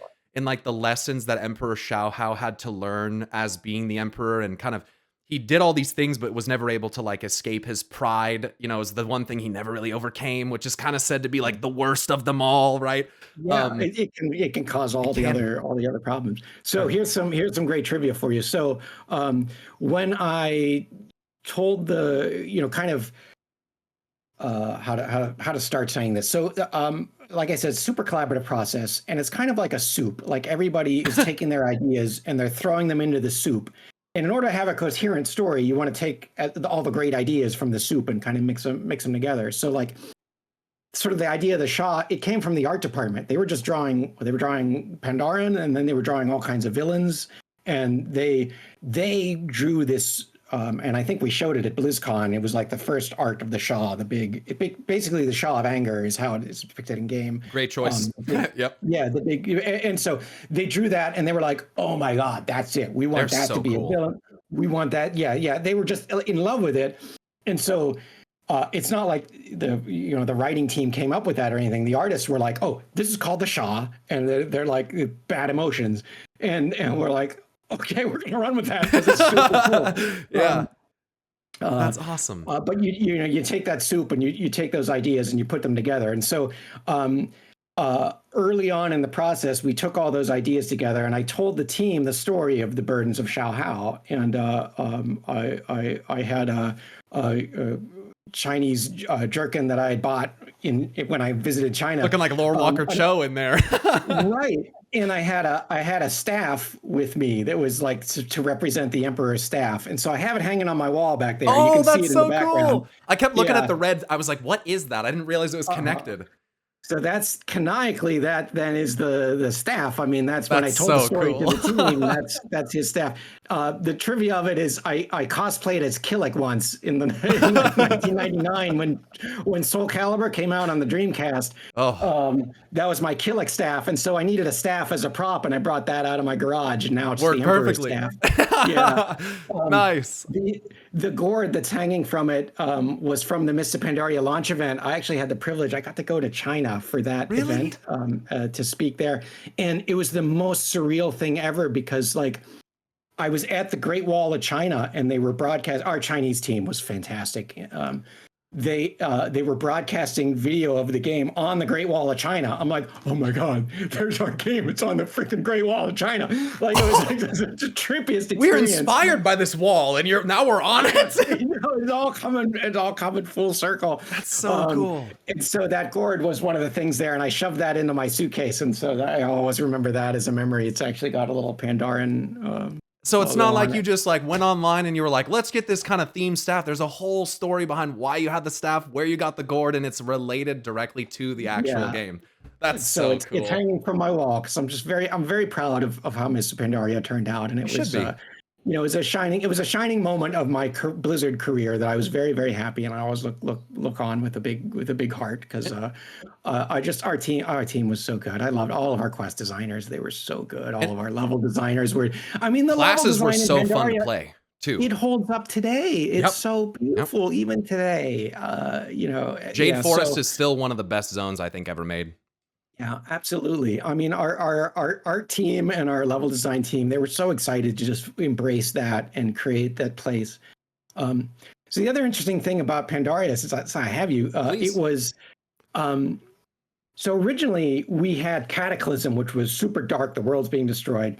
And we knew we were going to do something core to Warcraft, afterwards. We hadn't quite, figured out it was Warlords of Draenor yet, but we knew we were going to do something orc versus human or something.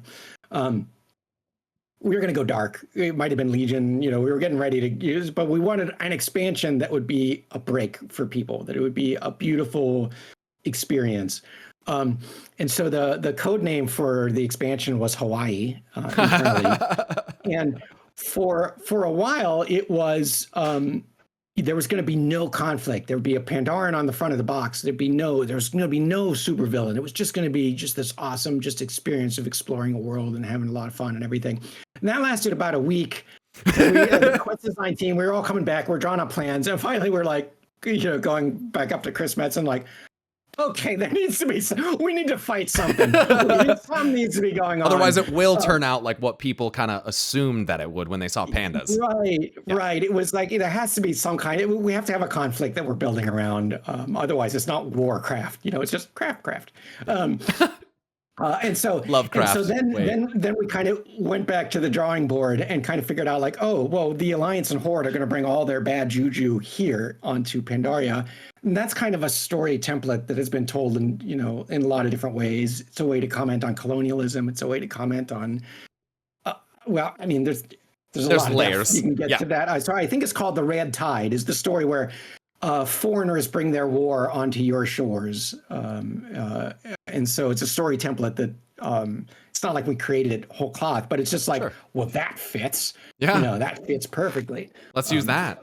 It's how often do you, I think, the nature of storytelling throughout really human history is a lot of deviation from very similar, maybe like kind of core starting points. And so in this way, it seems almost to me inevitable that like things that will inspire you or almost, I don't want to say tropes, but that structure, kind of like what you just said, that red tide kind of structure.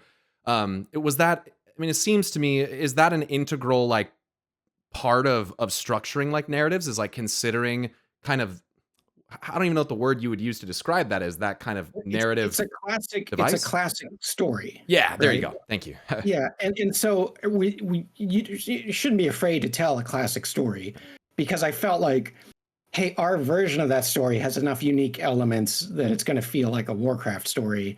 And so we're not afraid to lean into that because we know it's a great story. It's a great story to tell. So, yeah. If I could talk a little bit more about Mists of Pandaria, since that's really one of your main things that you worked on, the August Celestials.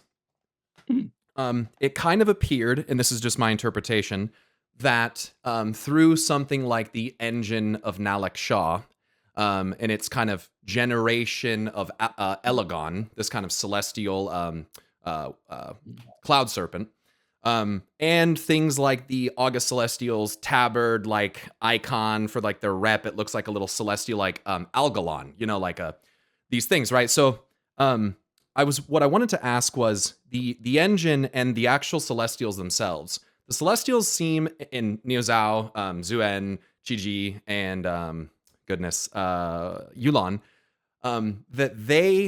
I was wondering, are those, they don't seem the same as like other wild gods. Chronicle classifies them as such, but I guess I was just wondering, are they made like by the engine of Nalik Shaw, like similar to Elegon? Are they constructed, hence Celestials?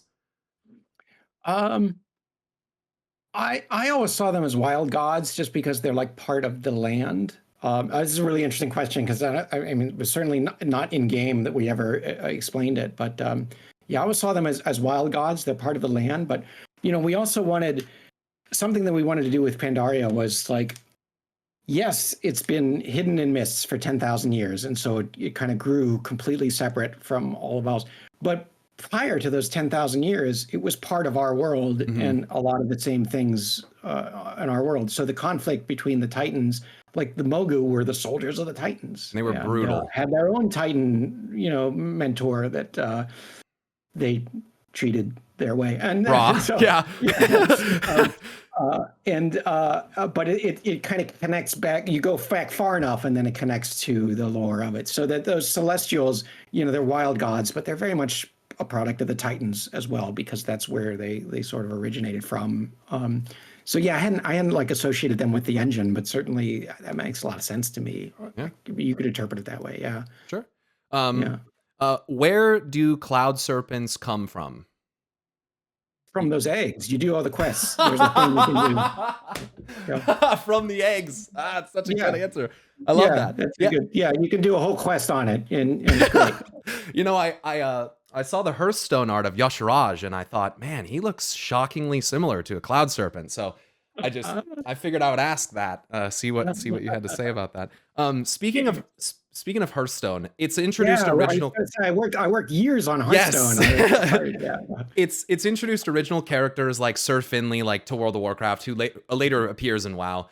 How significant was adherence to Warcraft canon during Hearthstone's development, and to what extent did Hearthstone influence Warcraft's lore? Was Hearthstone ever considered canon, or more of a what-if scenario? Yeah. So Hearthstone, from the get-go, was considered, it was not going to be canon. It was not like, nothing in Hearthstone is like an official thing that happens in the world, which is great, because then in Hearthstone, we could just have freedom to tell stories that were just stories.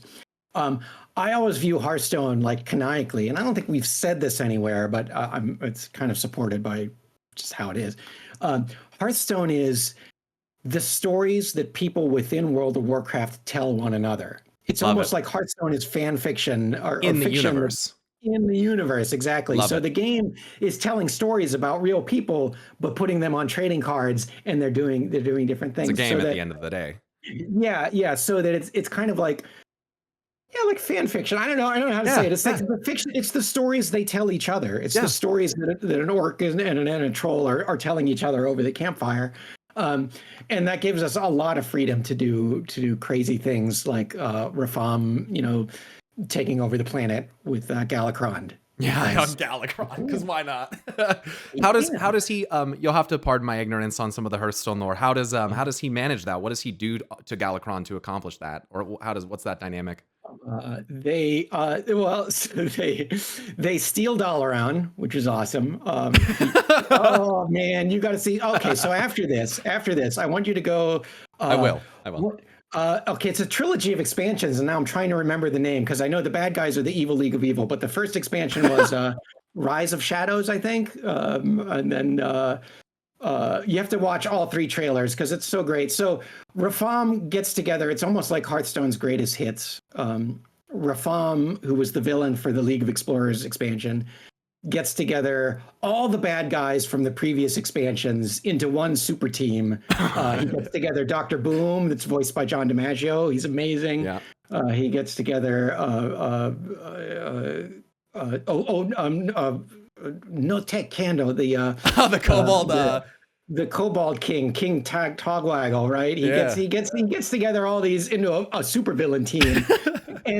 And they steal Dalaran. They just steal it. They strap some rockets to Dalaran and they take off with the whole city. And then they use the power of Dalaran to raise Galakron, the dragon from Oh my Northrend. goodness. And then the third is Dragons, Fall of Dragons, Rise of... Yeah, I see Rise of Shadows, Saviors of Uldum, Descent of Dragons. Rise of Shadows, Saviors of Uldum, Descent of Dragons, because it starts with Rise and ends with Descent. That's a trilogy. That's kind of like a Hearthstone trilogy that we did. And you'll have to watch the trailers, because, I mean... I will. Oh, they're monsters. The Saviors of Uldum trailer is just some of the greatest moments. It's just so much fun. So watch these. Yeah, they steal the city, and then they raise Galakron, and then in the end of now spoilers, but hey, this was content from a few years ago. In Hearthstone, you could play through the campaign in the Dragon expansion, and he gets Galakron, and then he goes, if you're playing as the villains, because you can play as heroes or villains, you can stop Rafaam or you can play as Rafaam, and it doesn't matter because it's not canon, so we can show both stories. Do whatever you want. Yeah. He takes the dragons, and first you fight Stormwind, and like all of Stormwind is coming at you, and you're just destroying the city. And Rafaam is like, "This is great!" And then you go to Orgrimmar, and you just destroy all of Orgrimmar, and it's great. And then Galakron is like, "No, you'll destroy the rest of the planet." And Rafaam is like, "Oh, but if we destroy the planet, there'll be nothing to rule."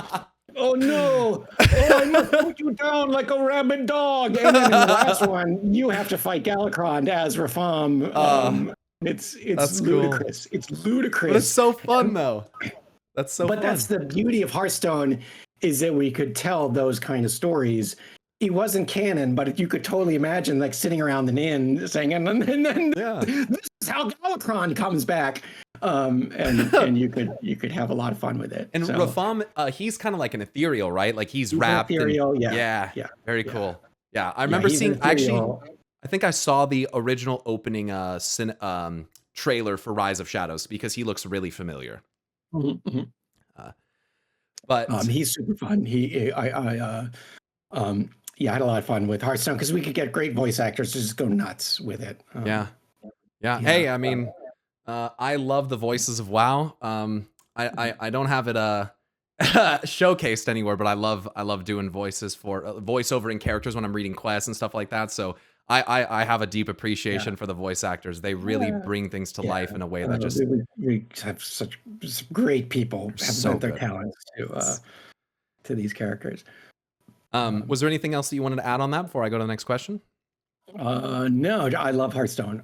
Hearthstone, I going over to the team, I thought it'd be very difficult to tell narrative in the Hearthstone universe because it's not a narrative-driven game. Yeah. But actually, there's a whole lot of little spaces that you can squeeze stuff so that fans of Hearthstone have a lot to talk about, and it can be really subtle and it's super fun. So they have their own kind of stories going on, and like it doesn't have to just be like let's lay some cards down and like. That's it. Well, I'll tell my favorite. I think I've told this elsewhere, but that's fine. We have flavor text on the back of the cards. The back, they're digital cards, but you can flip them over and read the flavor text. I read a lot of flavor text in Hearthstone. I do. Yeah. And we always like as a team get together and just figure out the best jokes to put in the flavor text. So in the Ungoro expansion that we did.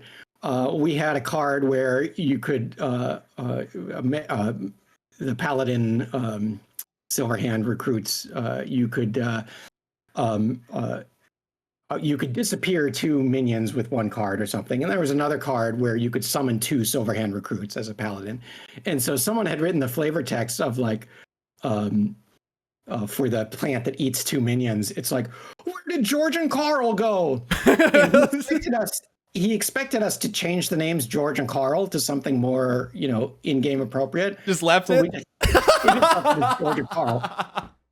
And then never seen again. For the card where you summon 2 Silverhand recruits, it's like, oh, there's George and Carl. And so canonically, we had these 2 Silverhand recruits named George and Carl.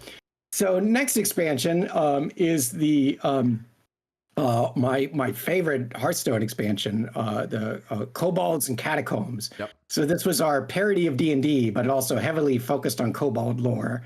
and King Togwaggle with the candle on his head. I see him here. I on his got him waxen pulled up. throne was the main. Yeah, it was the main villain. That trailer also is a banger. You just watch all the Hearthstone They're trailers. all bangers. They're all good. They're all bangers. Yeah, King Togwaggle is one of the, but one of the mid-level bosses there was you're fighting your way through the Kobold catacombs, and you run across a couple of paladins that fight you, and they're named George and Carl. And the bad guy card would flip over. Sometimes it would be George in front, and sometimes it would be Carl in front, and they would argue with each other. It's like, no, George, let me fight him. And then they flip over the card, and Carl's like, George, you're messing it up. Let me take charge. And then he flips over. And so you have to defeat both of them, like they have their own health pool. So that's George and Carl came back as a card. Like a little return cameo. That's so cool. Right. Well, then a couple expansions later, the Evil League of Evil is forming, and one of the characters you could unlock as your villain is George the Fallen. And George the Fallen is, still a paladin, Silverhand recruit, but he's got like a bandage on his head and he's all messed up. And he's like, they'll pay for what they did to Carl, right? And everyone's like, what happened to Carl? Like all of a sudden people were invested in the story of these two paladins that they started as flavor text, but now they were characters. I love it because flavor text is so often just ignored. So to have like that behind it's so cool. Right. In the next expansion, then you could play as Carl with the good guys. And he's like, where? Have you seen George? You get to play as Carl. And so everyone was like, oh my God, Carl's helping the good guys, but George is helping the bad guys. What's going to happen? What are they going to do? Right. And so, yeah, it was like, and so then everyone was eager for the third set where there it is. There's the fight between George and Carl. Yeah. And it all started from a joke. It started from a joke, as so much of Hearthstone does. But that's what makes it fun. That's great. Yeah.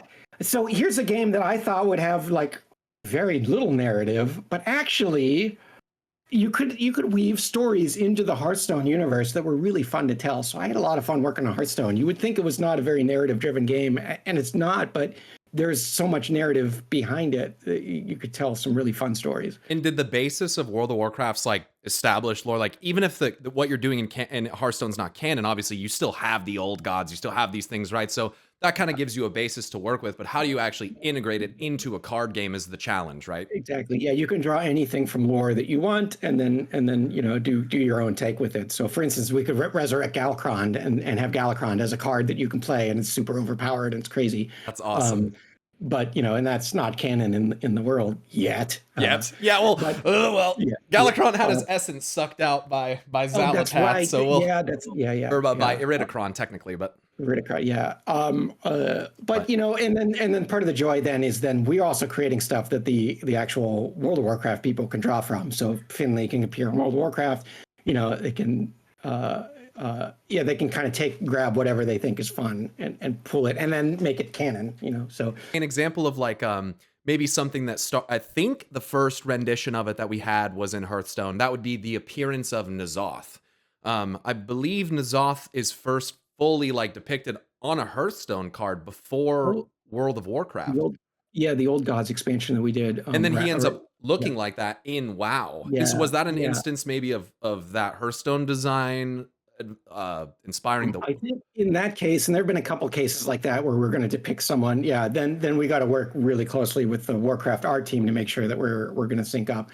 And so that's actually a great example. Because I'm pretty sure it was N'Zoth. I think as well. Shadows of the Old God, we created it in Hearthstone. And then, the Warcraft team used that art or used that as their basis of their art. And I wonder, because I don't think he's depicted in Chronicle, but I believe Yasharaj is also depicted in Hearthstone, probably from the same expansion. And so it's really cool to like see that and be like, wow, like this is a being that was ripped out, by Aman'Thul, destroyed eons ago, but like here it is, at least depicted in Hearthstone. And where are his other 6 heads? That's right. So okay, very cool. I have just a couple questions here left, and then I think we can wrap up. I think this, I kind of want to go this one. So I put on here. I said I was going to ask about Edge of Night, so I really need to ask this question. So first of all, I love Edge of Night. It really gives an interesting lens into like Sylvanas' feelings, her feelings of despair, kind of defeat, giving up. A couple details that I noticed in there that I wanted to kind of just ask you questions about, kind of pick your brain on. So the first thing is that Sylvanas recognizes that when she jumps off Icecrown Citadel, that the Serenite spikes below would not just kill her, but like utterly destroy like her spirit. Mhm. Can you explain the thinking behind that, and what that, how does she determine that? I think it was a much simpler like well, hey, she's undead, so like how does she make sure? I mean, How's she die, gonna make die. sure? And so we just kind of wrote in that Okay. detail that like we were positive that would do it. Um, Talking about that story, I remember so that was early in my WoW career. So I was still a quest designer. I wasn't lead yet. And I had we had an internal writing competition at Blizzard, and I took second in the contest.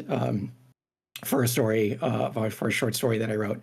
And so they're like, well, let's give this quest designer some extra stuff. And so Edge of Night was something we came up with. And so I sat down with Metzen and some other the creative development people, and we kind of broke out what. And that story had a very specific function, which is we have this character whose whole motivation was to destroy the Lich King. And we just had an expansion where we defeated the Lich King. So like, what's her deal now? What's going to be the next direction of her character? And also we kind of were setting the seeds. Like if we want to take Sylvanas and do a villain turn with her, we want her to be like Yeah. awesome. Yeah. And there It's was one of a my third favorite point. characters for sure. Yeah, there was a third point, which was, what about the Forsaken? We don't have a Lich King raising undead anymore. So how does that faction continue to exist? And so we wanted to give her the power to start raising her own undead. Yeah. Because they were unshackled essentially from the Lich King at that point, seeking someone to anchor themselves to. And there wasn't anybody creating more Forsaken Right. until Sylvanas. Yeah. And So so she finds the quest, Valkyr. Yeah. the Not quests finds, but in Cataclysm have you start an undead character now, you get raised up in the crypt, and they're like, Sylvanas, she's giving you a choice. Yeah. Which oh, is, you're taking me back now, because my yeah. warlock was first.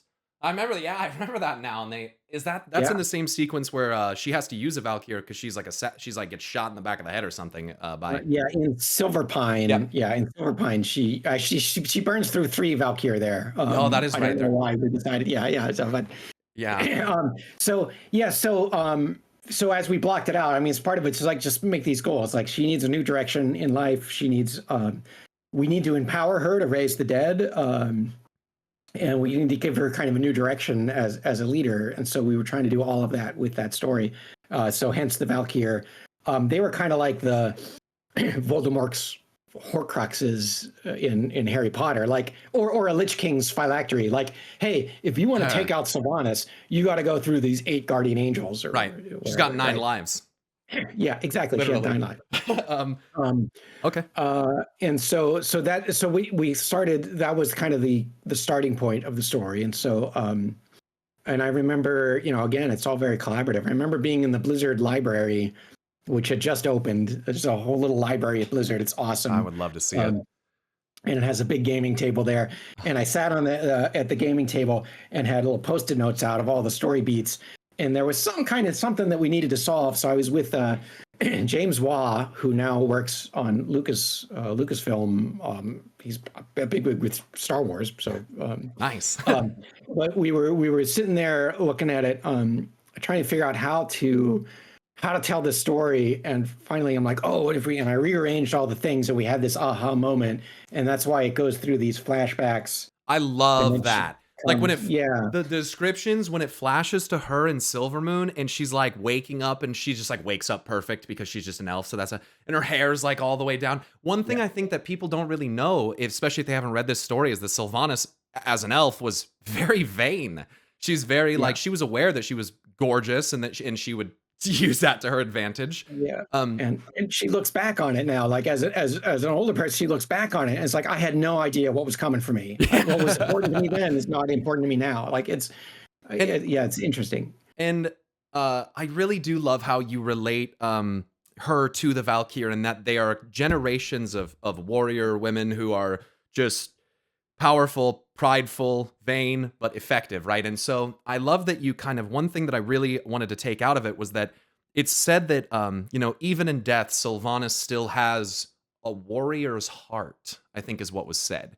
And Mm. I remember that after she sees the darkness, which I want to talk about here in a second, and after she accepts their pact, and after she comes back to reclaim the Forsaken from Garrosh, just throwing them wasting them. Yeah, he was just going to use them up. Yeah, Yeah. and so it really gave to me this impression, like even in Garrosh's name, meaning like I think it's like warrior's heart or something like that, right? So I was wondering if there was any like deeper significance to this, right? Like this warrior's heart identification, the rage or that's kind of, or surety almost, that's kind of burning in her eyes that Garrosh sees and is like, okay, then like. Yeah, I wanted to be that, she had seen like death. She'd seen the beyond. So like this little orc is nothing to her, Yeah. for sure. And even he can see that in her eyes. But the warrior heart thing, I wanted to go back to, our initial introduction of Sylvanas is in Warcraft 3. She will not give up. That's why Arthas hates her so much. She will not. She is the warrior that is defending the people, and he cannot get to Silvermoon unless he goes through her, and she makes it so freaking hard. Yeah. So similar to Garrosh, she's driven. Yeah. Super driven. Yeah, driven and protective of her people. It's interesting because when she turns undead, she has the same personality traits, but just amplified to 100. It's like she got infected by Shaw, kind of. She kind of. Yeah, she's twice as hard-hearted. I mean, she was stubborn before, very much so after. And on that note, obviously Shadowlands introduced a ton of building on that. But at the time when Sylvanas witnesses this darkness and she sees Arthas kind of like realizing that even this guy in this realm is nothing. Like he's at that time, had you guys already begun conceptualizing or I understand obviously you talked about the layers, the Shadowlands, like kind of like being that other realm. But had you begun conceptualizing like what that darkness was? Like where did she actually go? And is that insinuating a higher power above the Lich King in the Edge of Night?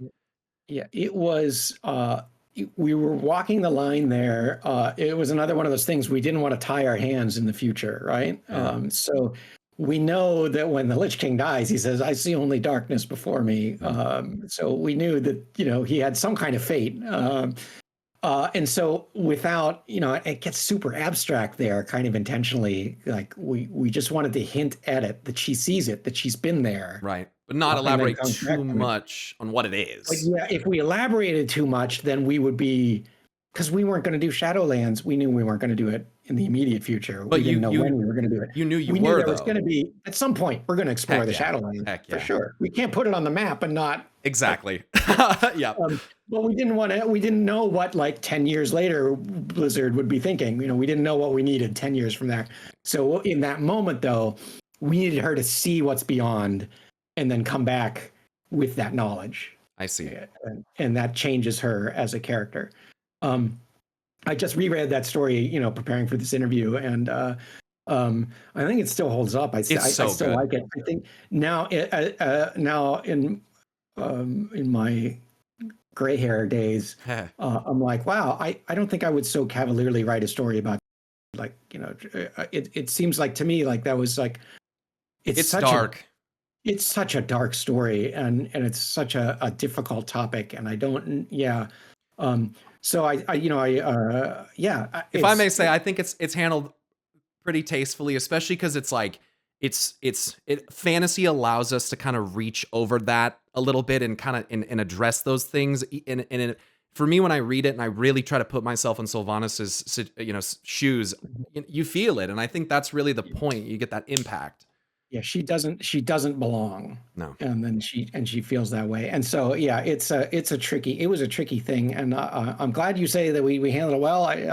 It's a tricky thing to write. So, but I was proud of it at the time, and I think it still holds up when I read it now, but it's a dark story. I reread it last week and 2 weeks before that as well. And yeah, I kind of was like, man, she's gonna kill herself. Like, holy cow! It's hard, but it is a character that deserves a treatment of a heavy treatment. You know, it's a Yeah. character that deserves, to look at life and death in the eye and like really, She's the yeah, vessel for that story, really. yeah. Oh yeah, Like you like couldn't do it with Illidan any for the other character. demonic. Yeah. Yes, yeah, yeah. You couldn't do it with any other character than Sylvanas. That Yeah. was it's the way to go. Yeah, she is pretty awesome. Obviously some things that go down in Shadowlands, that's beyond your involvement. But yeah, I really enjoy the short story, and I agree that it definitely holds up. And what's interesting is that because, like we've discussed, you allow there is that intentional vagueness, right? It allows people who came into the same position or similar positions later, like Mhm. Denuzer, who incorporates the jailer and stuff. And so that's always been like one of the deeper questions that I've always asked myself. And it's mostly about like just a validation of like where did this really come from? Of like was the jailer and was that stuff really all planned that long? Because, the hints go all the way back to Warcraft 3, but because of how the world is constructed, it allows you to do that. But it's like, Yeah. is that proof that it was really planned that long? And so that's where, people get a little bit like, they're not sure. Well, remember when I said that I was creating the cosmology and I felt like I was uncovering some kind of truth? Yeah. A lot of our stories are like that. We will intentionally plant interesting tidbits or hints and not know what we're going to do with them. And then you described one of them was Rathion eating the heart of Rawdan, Love it. and then suddenly speaking some cryptic things. Yeah. They could have meant a few different things, but really sort of presaged what was to come. And then with Legion, we found out like a little bit more of what that meant. We find out what he was saying. Yeah, yeah. And so so often we do that. And so then what's nice then is then storytellers down the line can look at what we've done before and say like, oh, let's take a couple of these loose ends and let's tie them together. And then it looks as though we planned it. We didn't, but it looks like we did. It's like the magician giving you the choice. I appreciate you saying that, though. It's good for me to hear that because, frankly, I'm obsessed with trying to piece it all together. And I always go on the side of like, no, I'm always kind of like on the fence, right? Was it really planned for this long, or like rule of cool, and like this person kind of worked this in? And it's good to hear you say that because sometimes it's easy to kind of almost develop a little bit of like a confirmation bias when you're looking to make the story connect. Yeah. Yeah. I think if you imagine it from the perspective of Blizzard, what a disservice it would be if in 1995 we'd written out everything would ever happen, and there was a secret document in a Blizzard vault that said because that's exactly what some people think. There are some people that think that there's something like that exists. How not fun would it be to work on that project where like this thing that was written 10 years ago, or 20 years ago is like guiding everything. So no, it's the creators are discovering the world alongside the players, and sometimes the players influence the direction. I was just going to ask. Yeah. So, and because some people have said to me like, oh, Pyro would be cool if they took whatever this idea. I don't think that you're right, but it'd be cool if they took the idea and use it here. So it is kind of cool. Like, do you have you don't have to give a specific example, I guess, but do you know of an instance of like when something was really inspired by a character, like by the players' reactions to make you guys go like, okay, so the next step for this, that we should definitely go here based on the reaction or based on the feedback or ideas?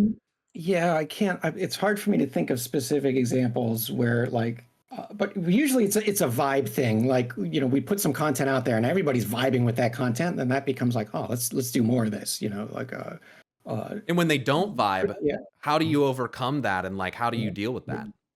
I did think of an example, but it's a small one, which is Mr. Pandaria. When we announced Mr. Pandaria, we were showing some of the concept art.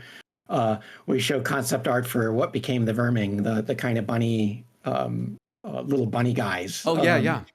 And it was like a bunny with like a stick with a fork on it. And, it was like, and everybody's like, oh my God, that's the greatest thing ever.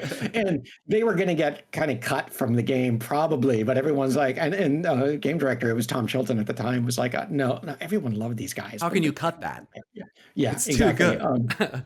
So they look differently because then we could animate them with a different rig, but we kind of kept them in the game because people were like, that's awesome. That's cool. And it makes people feel Pandaria, like. So look, Pandaria, the only reason it exists is because year after year we ask people at BlizzCon, what do you want? You take a survey. What do you want to see in World of Warcraft more than anything? Far and away, Pandaren was like up at the Really? very top. Yeah, It's yeah, so far and away. most people would That's think why that it was that's so the opposite. surprising. Yeah. Yeah, that's why it's so surprising that when we announce it, everyone's like, "Oh, I can't believe you're doing Panda, lol." I think it's a Like, vocal minority thing, though. The displeased are the most vocal oftentimes. often that's the case, but you can imagine the surprise of the leadership team when it's like, "But you guys have been, wow, We literally we thought this surveyed was you. going good." Like, Yeah. So hopefully the expansion kind of overcame that. It's a joke expansion. I hope so. for But those that really pay attention, I really think it does. And I loved that they did Miss a Pandaria remix. And one of the first things they say in that, you're talking to one of the infinite dragons that brings you there, Eternus, and she says, paraphrasing, but she says, it's important that we're here and that you understand that we're not here to change anything because the myths of Pandaria have not changed. You have changed. And uh, so what they're doing is positioning, obviously, that like we've grown, our perspectives has changed. Go and look at this again and see it for what it is. And I that's felt like cool. that was, I thought so too. I felt like that Like was such a message hidden for the players as well. yeah. Yeah. Yeah. Yeah. And it Yeah. felt like a nice thing to say for like the developers who worked on it of like, there was so much obviously collaborative work that went into this and like the Panda expansion kind of overarching kind of perspective is not based in the reality of what the game is. It's a knee jerk kind of response to what we assume a panda would be with the Kung Fu Panda and all that stuff, even though that Yeah. came out after. Yeah. Technically, like it's yeah. I think it seemed like a really cool kind of nod to the people of like this is really a good experience, and maybe just at the time when we launched it, maybe things were just we were in a different era where it didn't Yeah. land with some people. Yeah. But it was such a Yeah. good experience, and I thought it was cool that they did that. It's interesting. Oh, we were talking before you started recording that that was your first expansion. That was Yes. your Yeah. introduction to WoW. Yep. Yeah. Patch 5.2 actually I came in and I had the battle chest and played through all that expansion by expansion, and then I Oh. made some friends in Cataclysm, and a friend bought me Miss Pandaria, and I was like, wow, that's really cool.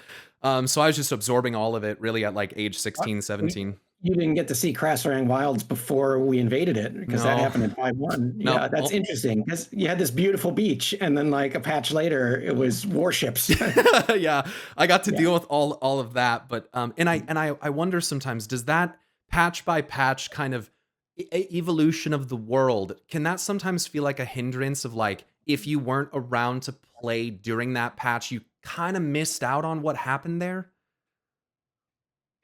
Oh, I guess that's a player by player question. It's like how invested are you in the True. narrative? Because often when you're going back and playing through old content, you're either speed leveling or you're kind of already have the next content in your eye. So you're kind of hitting your highlights or you're just kind of hitting where you think you can maximize your questing. And I don't know that you'll ever really experience the story that you would if you were waiting 2 months for the next chapter. It's just a different experience. Yeah. Um, And is yeah. that difficult over the course of multiple expansions to kind of like to work with that in mind of like how can we make it like a meaningful experience that that's not the question I'm trying to ask. Let me reframe the question. My action what I mean to say Mostly we're is yeah. making sure that it wasn't buggy. It's like, it's like, Yeah. hey, when they go back to this 5 years later, we don't want to be fixing bugs in Mr. Pandaria while we're trying to work on the next expansion. Can we just make sure that as it goes, everything is just settled? At the end of Continues the to day, work. it's all in, and there's a story. You don't have to go in and fix any bugs. That's the main That's thing. the main thing. That's probably not a very exciting answer, No, but that's that's the fine. main thing. That's Yeah. okay. Well, I got a couple just wrap up questions we'll finish off with, and then I think we can finish up. Yeah.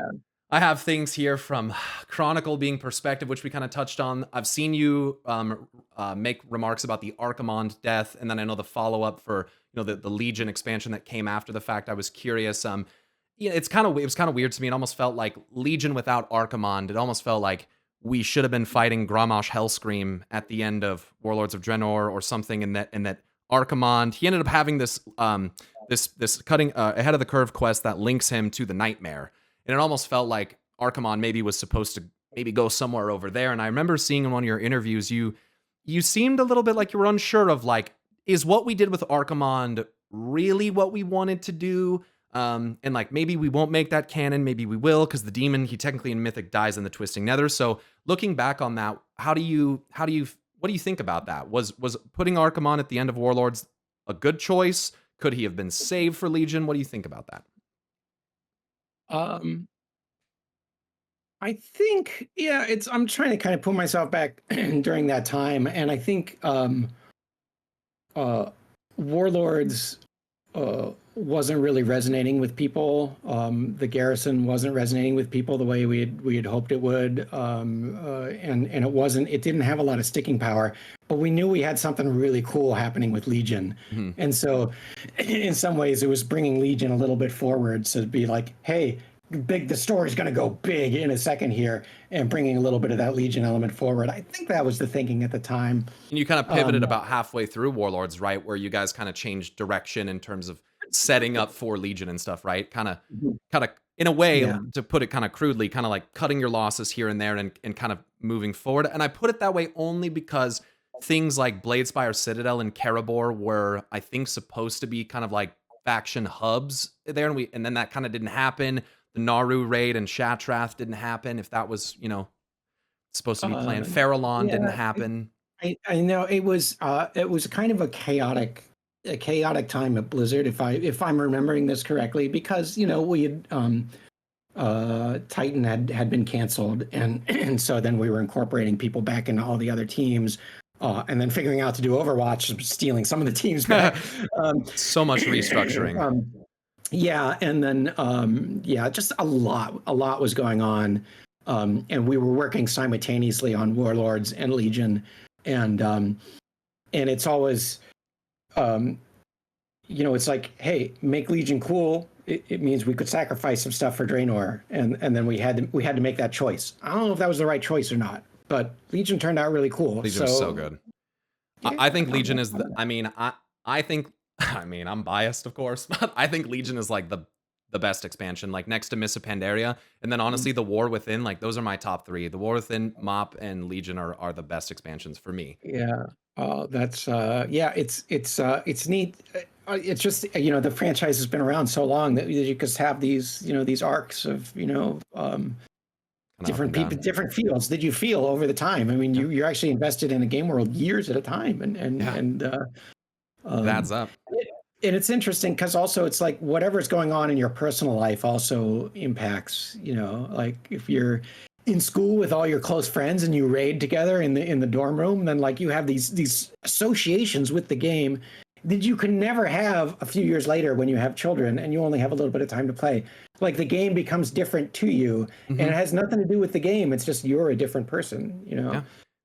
And I had a question really about kind of pertaining to that of like, how have those stages of your life kind of affected how you enjoy video games, because like from younger years to being married, having children, how has that altered the things that you appreciate and how you engage with things like this?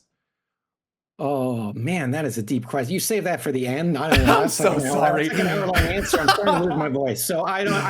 It's. I'm sorry. It's hard to say. I look back at the games I enjoy, and some games to me they're just evergreen. I enjoy them continuously. World of Warcraft, I took a break from when I left Blizzard because I was playing it so much, and it was such a part of me. I kind of had to have a clean break. Chris Metzen talks about this in an interview when he left Blizzard. Like, they kind of take a break.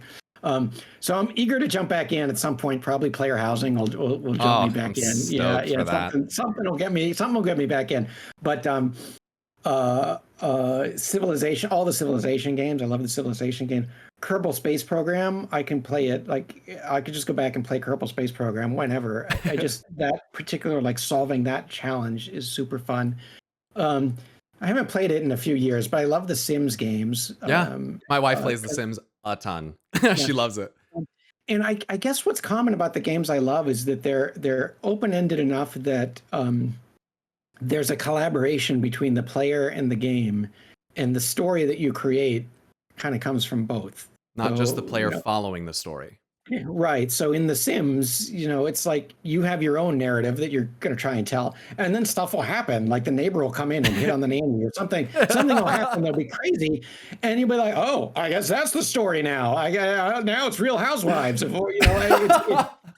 And so, you don't know where this, it's supposed, you have complete control over your Sims, right? And yet you don't know what's going to happen next. And that's what I feel. I feel that way with Civilization. You're always like, one more turn, because I don't know what the French are going to do in the next turn. Very D&D-esque. You never really know what's around the corner, and it's the players making the game in a lot of ways. Yeah. And at its best, World of Warcraft feels like that. It feels like, it's very much a, what we call a theme park experience. Like, it's designed,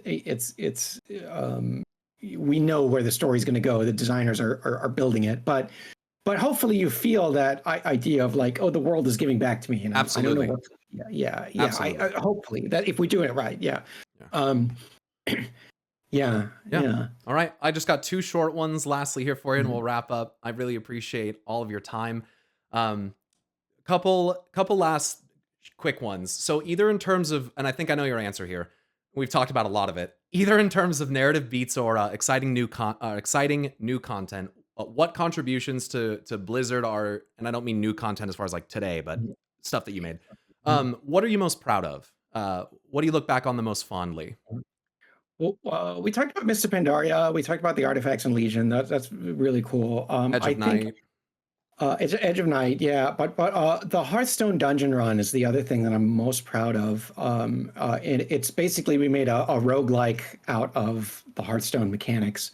And I collaborated with designer Paul Wynn for that. And we were kind of it was the perfect pair, because I was a very casual Hearthstone player, and he's like legendary. Hardcore.